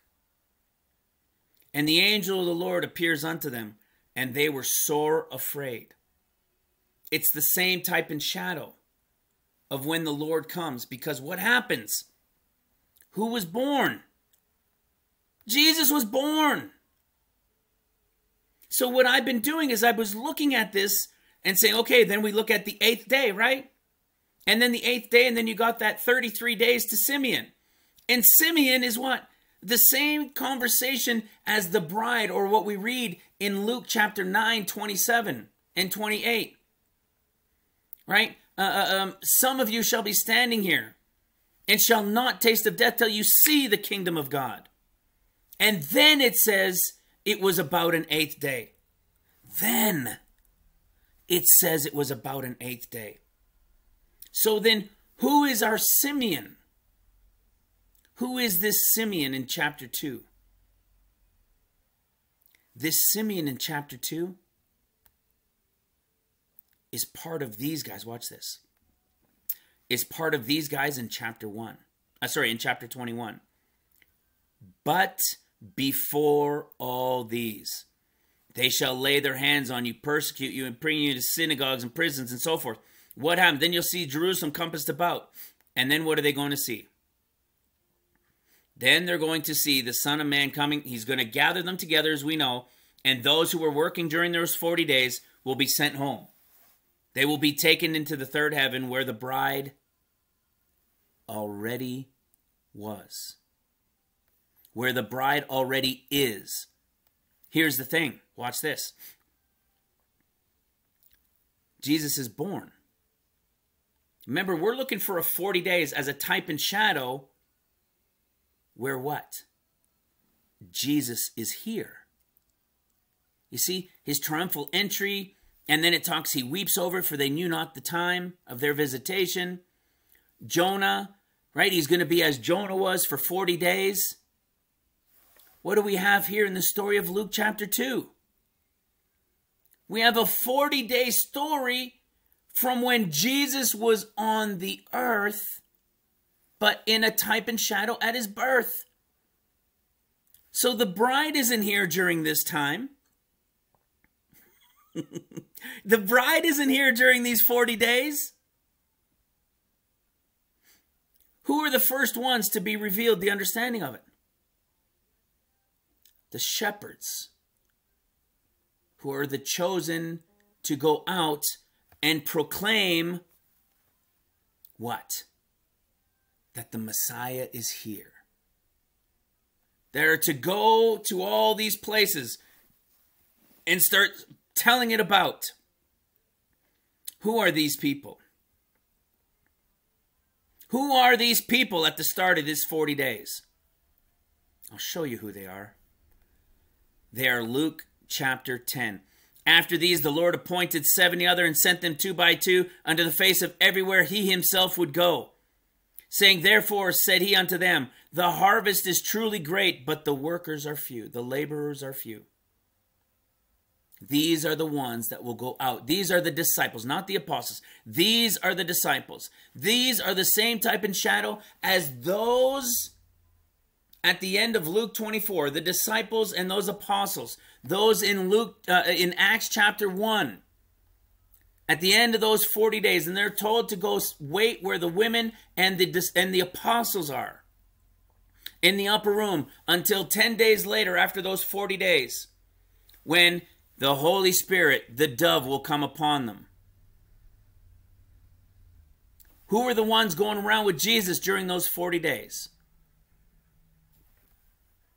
Those disciples. Who? These shepherds in the field minding their flocks. And the Spirit of the Lord, the angel of the Lord, appeared to them and said, go here and see him. When you see him, go and proclaim it. Guys, this is the type and shadow of the 40 days where the bride is already removed. There's going to be a period of time where the bride would be removed and the 40 days will begin before what? Well, if we go back to chapter 10, what happens at the end of these 40 days? That is this type and shadow, when these guys are sent out for a short period of time with no extra, no shoes, no script, no purse, no nothing, no money. They're sent to go for a little while. And what happens? What does he even tell them? It will have been easier in Sodom and Gomorrah for them than it will be for those who reject you guys at this time. Why? Because when this period of time is over, it'll be as it was in the days of Lot. And so what happens at the end of these 40 days? Look at what it says. They returned again unto who? The Lord. They returned to the Lord because it's coming to the end of the 40 days. And what's going to happen at the end of 40 days? He's got to leave.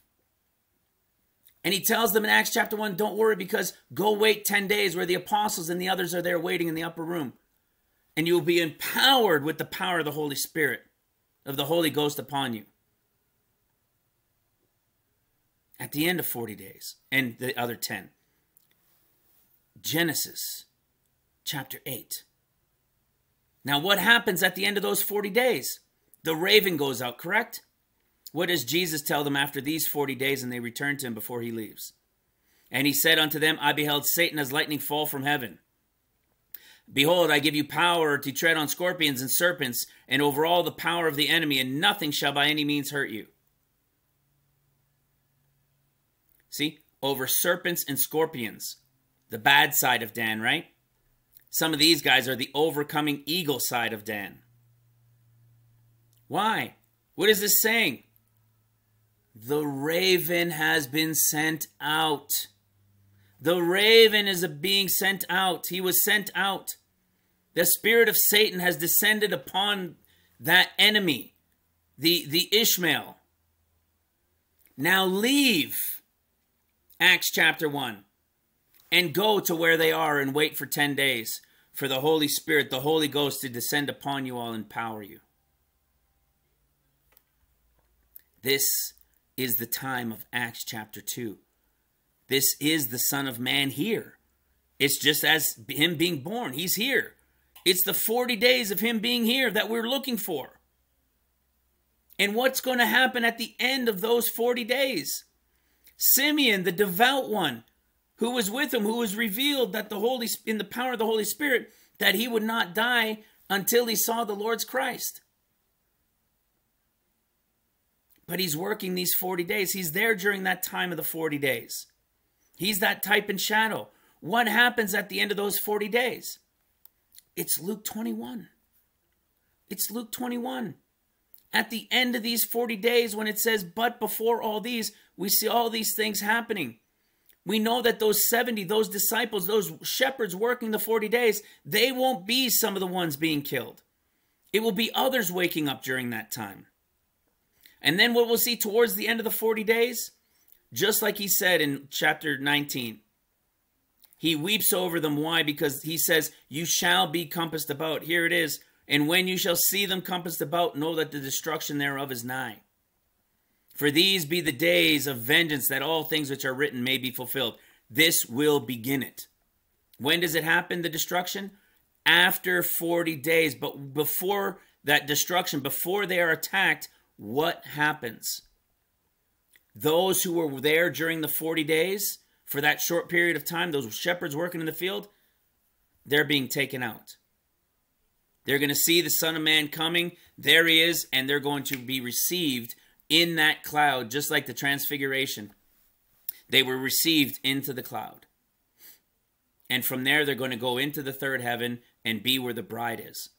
So now, what is this connection when I was saying chapter 1? And this is where Charles was talking about. What about looking at chapter 1? What do we see in chapter 1?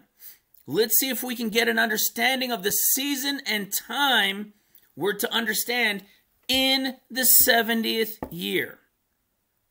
Like I said with Keith, I believe this about an 8th day thing. Now, this is what we were looking at for the bride to escape.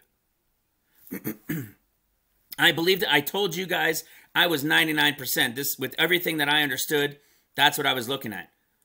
Well, guess what? What if there's 2 tabernacles? Do we have anything that's 2 8 days?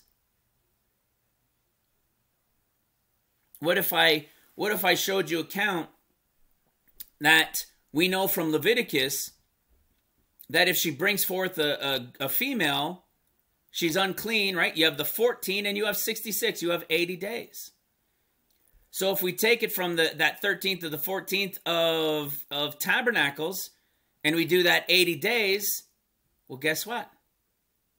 Where do we end up? I'll show you in a minute where we end up.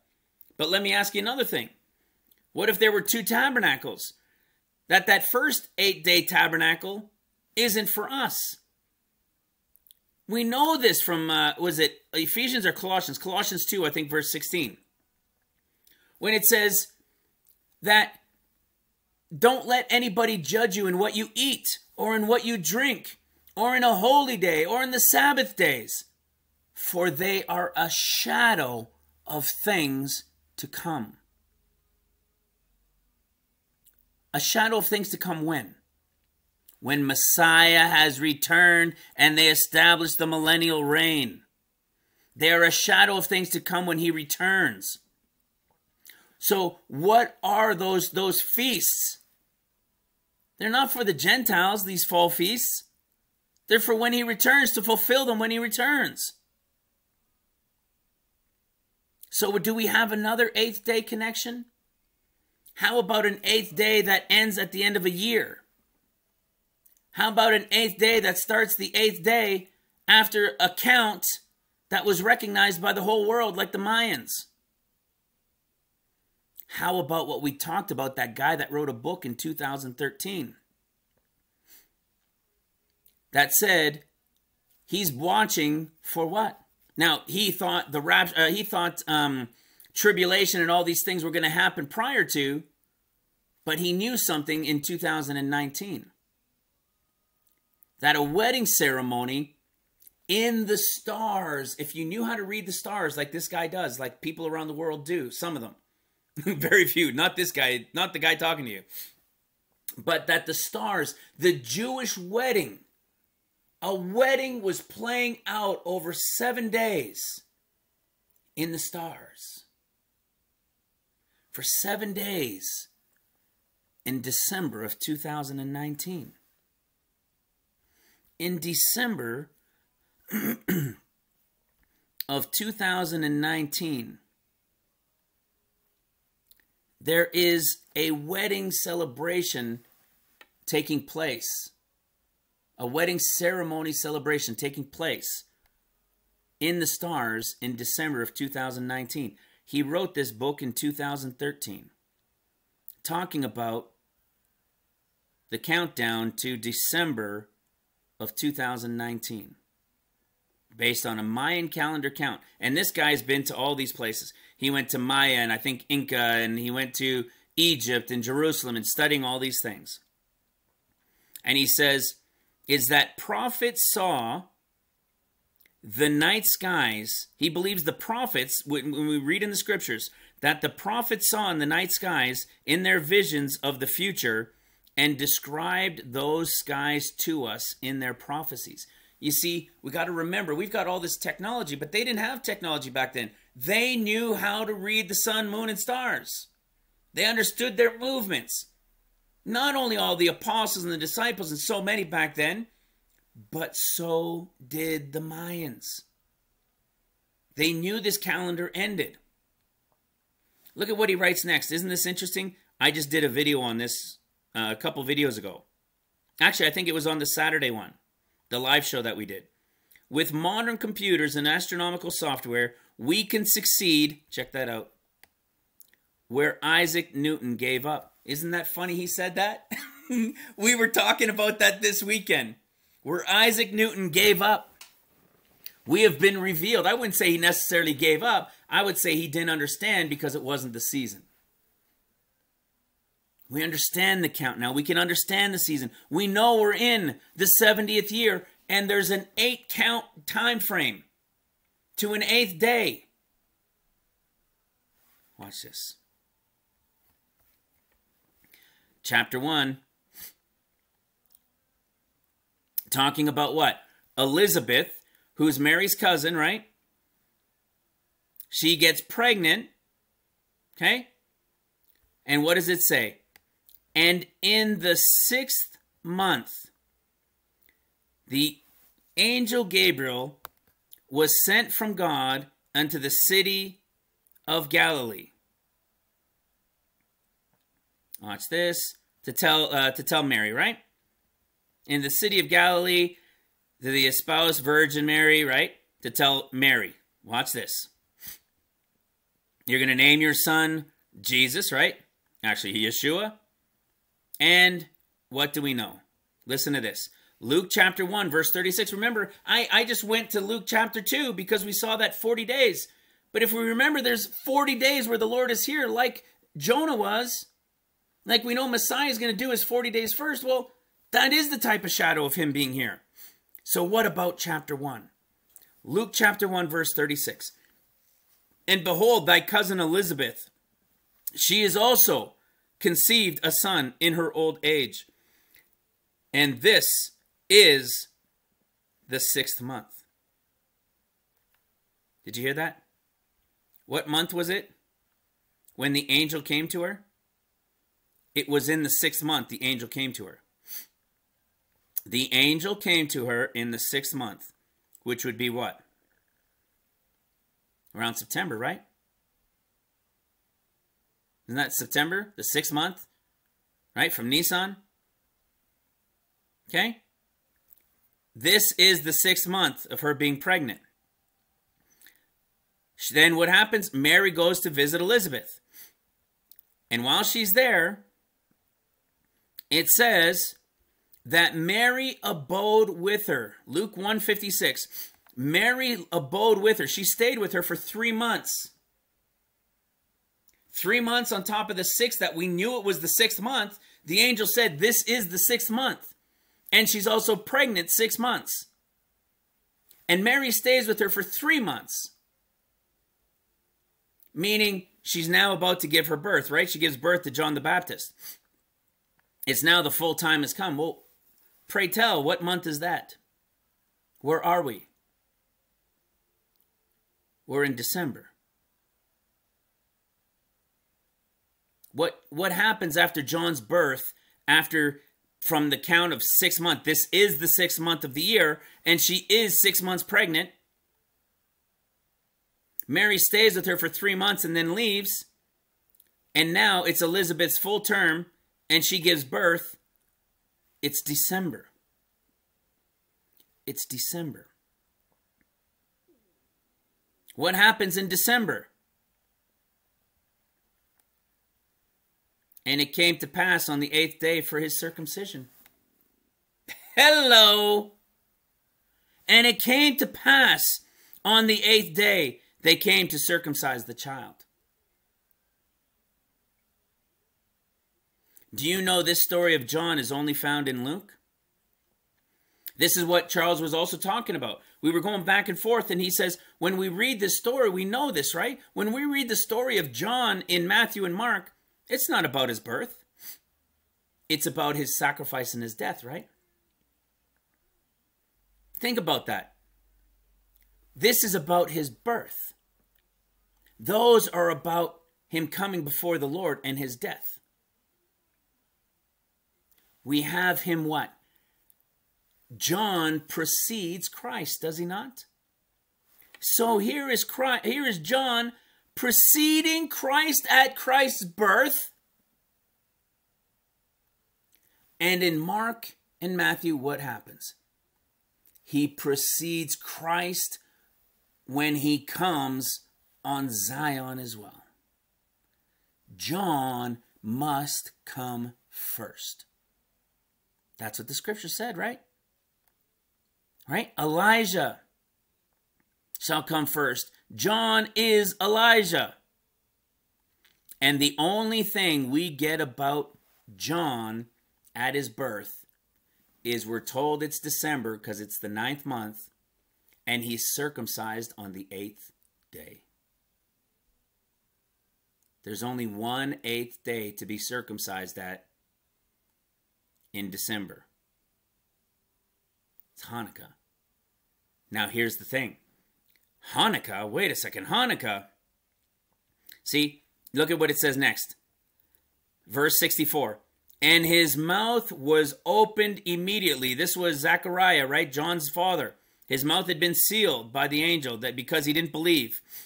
And then his mouth was suddenly opened immediately. And his tongue loosed. And he spake and praised God. Do you remember Zechariah?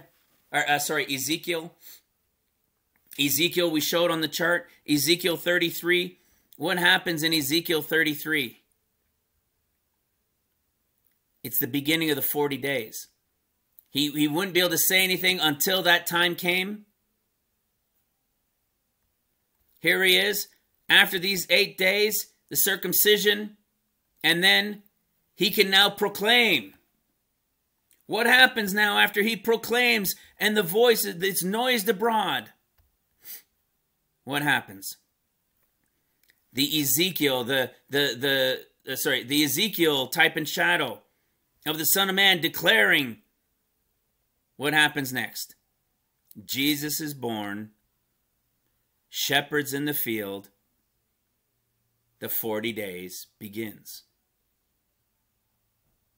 What are we looking for in the 70th year that we have already understood, which is an 8th day?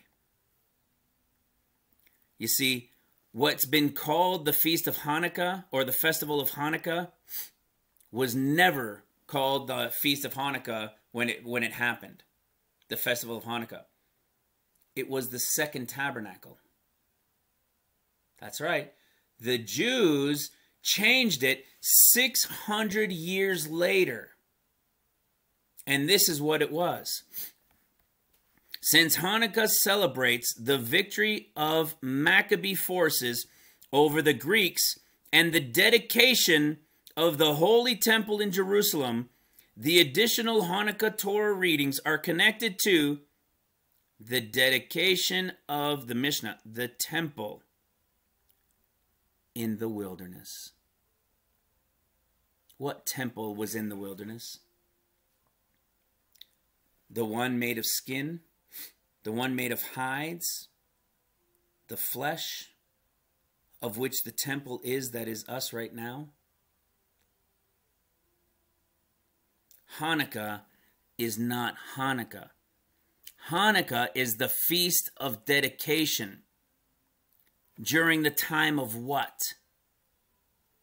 The second temple. You ready for this? Are you ready for this? Are you ready to go home? Are you ready to be with the Lord? Are you ready to take a deep breath and say, oh my goodness, but to also take it with a grain of salt so we don't get too crazy excited, but that we can remain prepared and remain ready, knowing we're in this 70th year?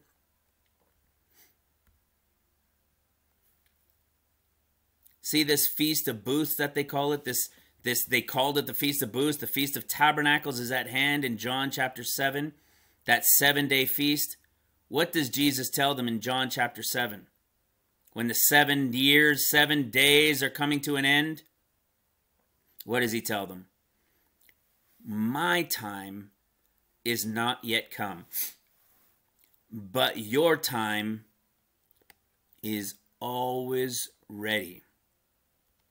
They are going up at the beginning of Tabernacles, and what does Jesus say? My time is not yet full come. And then what he does, he goes up secretly now about the midst, as we were saying, there's that word again. Now about the midst of the feast, Jesus went up into the temple and taught. And what does he say on the last day of the 7-day tabernacles?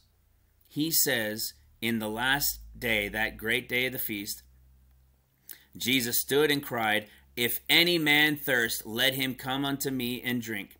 He that believes on me, as the scripture has said, out of his belly shall flow rivers of living water. But he spake as what? The Holy Spirit was not come yet. Not until the 40 days, right? And the 10. You see? He's telling them on the 7th day, come to me. Come to me. I am him. And we go to what? Chapter 8, which is 7 years having passed, about an 8th day, about an 8th year, and early in the morning. We've talked about this before. This is Luke chapter 21's discourse. The ending of it is at the beginning of John chapter 8. But what was that time? What was chapter 7? The Feast of Tabernacles. And in the midst of it came Jesus, came the Lord, came Yeshua. You ready? The Feast of Tabernacles, or the feast, or what they call the Hanukkah, was actually the second tabernacle, was the second temple dedication. What was Jesus doing here? Where was Jesus? He was in the second temple. Whoops, sorry, in chapter 7. Where was he?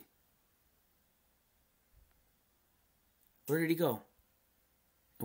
Now about the midst of the feast, Jesus went up into the temple and taught. Where was he? Was he in the first temple? Or was he in the second temple? He was in the second temple during the time of dedication. Do you know what happens this year during the Feast of Dedication? In December, during the Feast of Dedication, the 7-day portion, in the midst of it is the solar eclipse. In the midst of the feast is the solar eclipse. And what happens, which looks like a wedding ring, right? A wedding band. What did that book in 2013 talk about? It spoke about, this is why he wrote it, because he understood the sun, moon, and stars. And he said, the week of Hanukkah, the week of the Feast of Dedication in 2019, playing out in the sun, moon, and stars, is a wedding, a 1-week wedding taking place in the sun, moon, and stars. After what? 7 days or 7 years had passed. What happens when the 7 days or 7 years has passed? Remember, Mayan calendar is the connection. What happens after the first 7 is passed? There's a wedding feast, isn't there? That's right. That's right. Do you know where that is? Guys, it's in the revelation of Genesis that we've talked about so often. Jacob and his total time for his wives, right? Laban had 2 daughters. He says, I'll serve you for 7 years. So here's the first one. Listen to the story. Genesis 29, verse 20. And Jacob served 7 years for what he thought was going to be Rachel. And they seemed unto him but a few days, for he loved her so much. What is that? Genesis 7. The 7 days have come to pass. After 7 days. After 7 days. Gospel of John. After 7 days.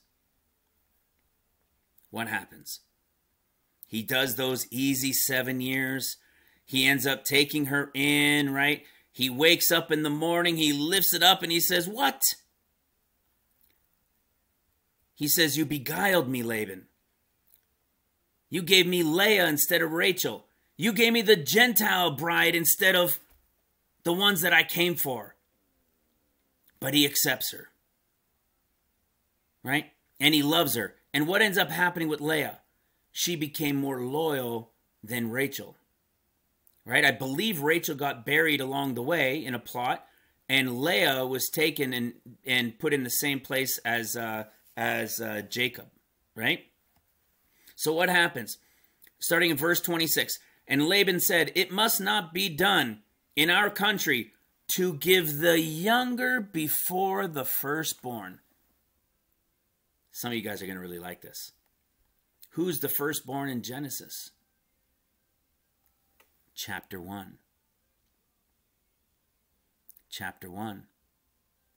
The Gentiles. Chapter 1. Who is the younger born second in chapter 2? The ones God formed. Ish and Isha. You see? It is not right for me to give you the Ish and Isha before Genesis chapter 1 Gentiles. He didn't come for the Gentiles, but he accepted them and they will be his first. He did not work for Leah. He wanted Rachel, but he got Leah. She becomes the most loyal, and then he works 7 more years. Listen to the story. How long did he work? 7 days or 7 years, and they felt as if they were days. Okay, it's the same thing as those stories of the 7 days in Genesis. It's 7 years. After those 7 years, he beds her at the, boom, 7th year, boom, right at the end of 7 years have passed. He takes her and wakes up and realizes the next day. Okay, 7 years. 7 years, December 21st. Wakes up the next day and realizes it wasn't Rachel but Leah. And what does Laban tell him? Fulfill her week. And I will give you also Rachel, for whom you will serve yet another 7 years. And what did he do? He fulfilled her week. Her week. What week is this fulfilling? What week is being fulfilled? The wedding week.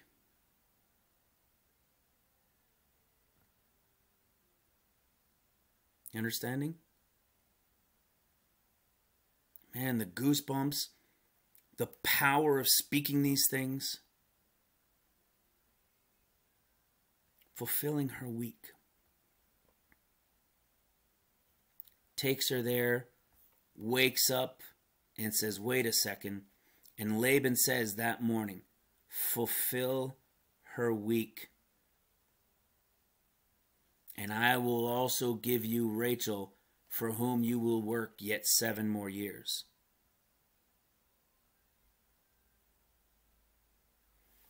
And it turns out John was born in December, and on the 8th day he was circumcised. And that's the end of his story.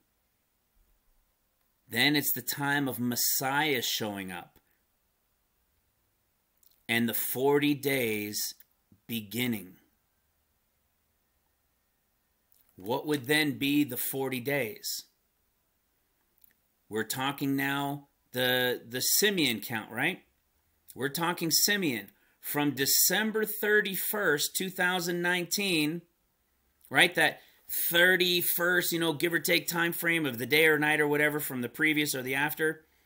And we can say 41 or we can say 40. The only reason I show it is because we know that, look, even if I do this, let's say it's 40. And we do 40, it's the day of, night, all that stuff. Okay? So what do we know? We know that she was, when a woman brings forth a male, after the circumcision, it says 33 days in her uncleanness. So I think from the day of her uncleanness, when the total is 40, when he's presented in the temple, when he is presented in the temple to Simeon after 40 days, I believe it's on the 41st day, but I could be wrong. So give it that one day, okay? That one day, either or. But on the 41st day morning, she brings in Jesus. And what does it equal? Because remember, we can take this with the day or night. We can take this to the day or night. What does 41 days later equal? It equals February 10th. Are you ready for this? Remember how we started the conversation? It equals February 10th, 2020. In the 70th year, when the count began in 1949, there was an election on the 25th of January. There was the first government meeting held by the Knesset on February 14th, 1949. And that day was what? What did I say that day was? Tu B'Shavat. 2018, Tu B'Shavat, super blood red moon. 2019, Tu B'Shavat, super blood red moon. 40 days from the count after the 8 days on the Feast of Dedication. 40 days to the count equals Tu B'Shavat. What happens after 40 days? What did it say? They will have been compassed about, and after the 40 days, they will be destroyed. When are they destroyed? What does Daniel say? I know this is a long video, but guys, you should be super excited. You should be all over this like, I would say, white on rice or a bear to honey. What does it say? Jeremiah the prophet, that he would accomplish that he would accomplish, fulfill 70 years in the desolations of Jerusalem. 70 years comes to pass. One of our anniversary times that we were looking for of the three was Tu B'Shavat. Not because I made it up, but because history is when they did it. And when 70 years are fulfilled, are accomplished, the destruction comes. Want to see a little thing to tie it up, just in case we're still a little unsure? I did a video on this in 2017. Watch this. What are we talking about, guys? What are we talking about? We are talking about the Feast of Dedication, a wedding being played out in the sun, moon, and stars. So are we going at this 8th day, or are we going at the beginning? That now becomes the question. Are we going at the end here, or are we going at the beginning? That's still the question. Why? Because the wedding is playing out in the sun, moon, and stars. And for those who understand it, that are on the earth, understanding these things, looking up at the sun, moon, and stars, they will see the wedding of the bride taking place. At the end of 7, waking up in the morning and fulfilling the week. Precisely in the 70th year, after 7 years, to an 8th day connection at the end of a Gentile calendar, 7 years. Hebrew, Mayan, Gentile with the Gregorian. All at about an 8th day. All at about the beginning of the first of the next set of 7 years. Watch this, and we'll finish up right here. I talked about this in 2017 as we were approaching, thinking that 2018 was the 70th year. We know we were duped. Just like this Hanukkah. You know, they turned around and they called it Hanukkah, and they called it the what? The Festival of Lights. Well, guess what? We are the light. Luke means light. The robe in Luke is gorgeous. We are the bride, the light that is within us. We are white and clean. You following?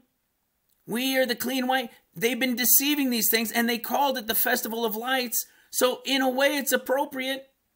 But at the same time, it was almost like there was deception going on. Because they hid the fact that it was actually called the second dedication for the second temple. So is it highly possible of a time we're looking at, guys? With that literally taking place in the heavens? You better believe it is. It certainly is another connection we have. Whether it's at the beginning of that or whether it's at the 8th day, I say be ready. But if it doesn't come to pass, don't be disappointed because we're still in the 70th. But do I understand anything to where it connects as at this point in January, February to March? I don't. I really don't. But it doesn't mean it's not possible. But let me finish off with showing you this. Are you ready? Are you ready? John 4, starting in verse 34. Jesus said unto them, My meat is to do the will of him that sent me, and to finish his work. Say not you, there are yet 4 months, and then comes the harvest? Behold, I say unto you, lift up your eyes and look on the fields, for they are white and ready to harvest. Do you recognize this story? I taught on this in 2017, I think in December. Do you realize this wording? Lift up your eyes and look on the field. Do you know when Eleazar, the servant of Abraham, goes and gets the type and shadow, a bride for Isaac? She's covered with the veil. She pulls the veil down. And what does it say? And he lifted up his eyes and looked across the field and saw them coming. See, that's the wording. But guess what? See, there are yet 4 months before the harvest comes. He's saying, no, that spring harvest is already ready. He's saying it's ready in when? 4 months earlier. When's that? December. He says, look across the field, for they are Luke. They are Luke. White light at the feast of dedication. 4 months before when everybody thinks the harvest comes. They are white light at the festival of lights during the feast of dedication, which is called light for Luke,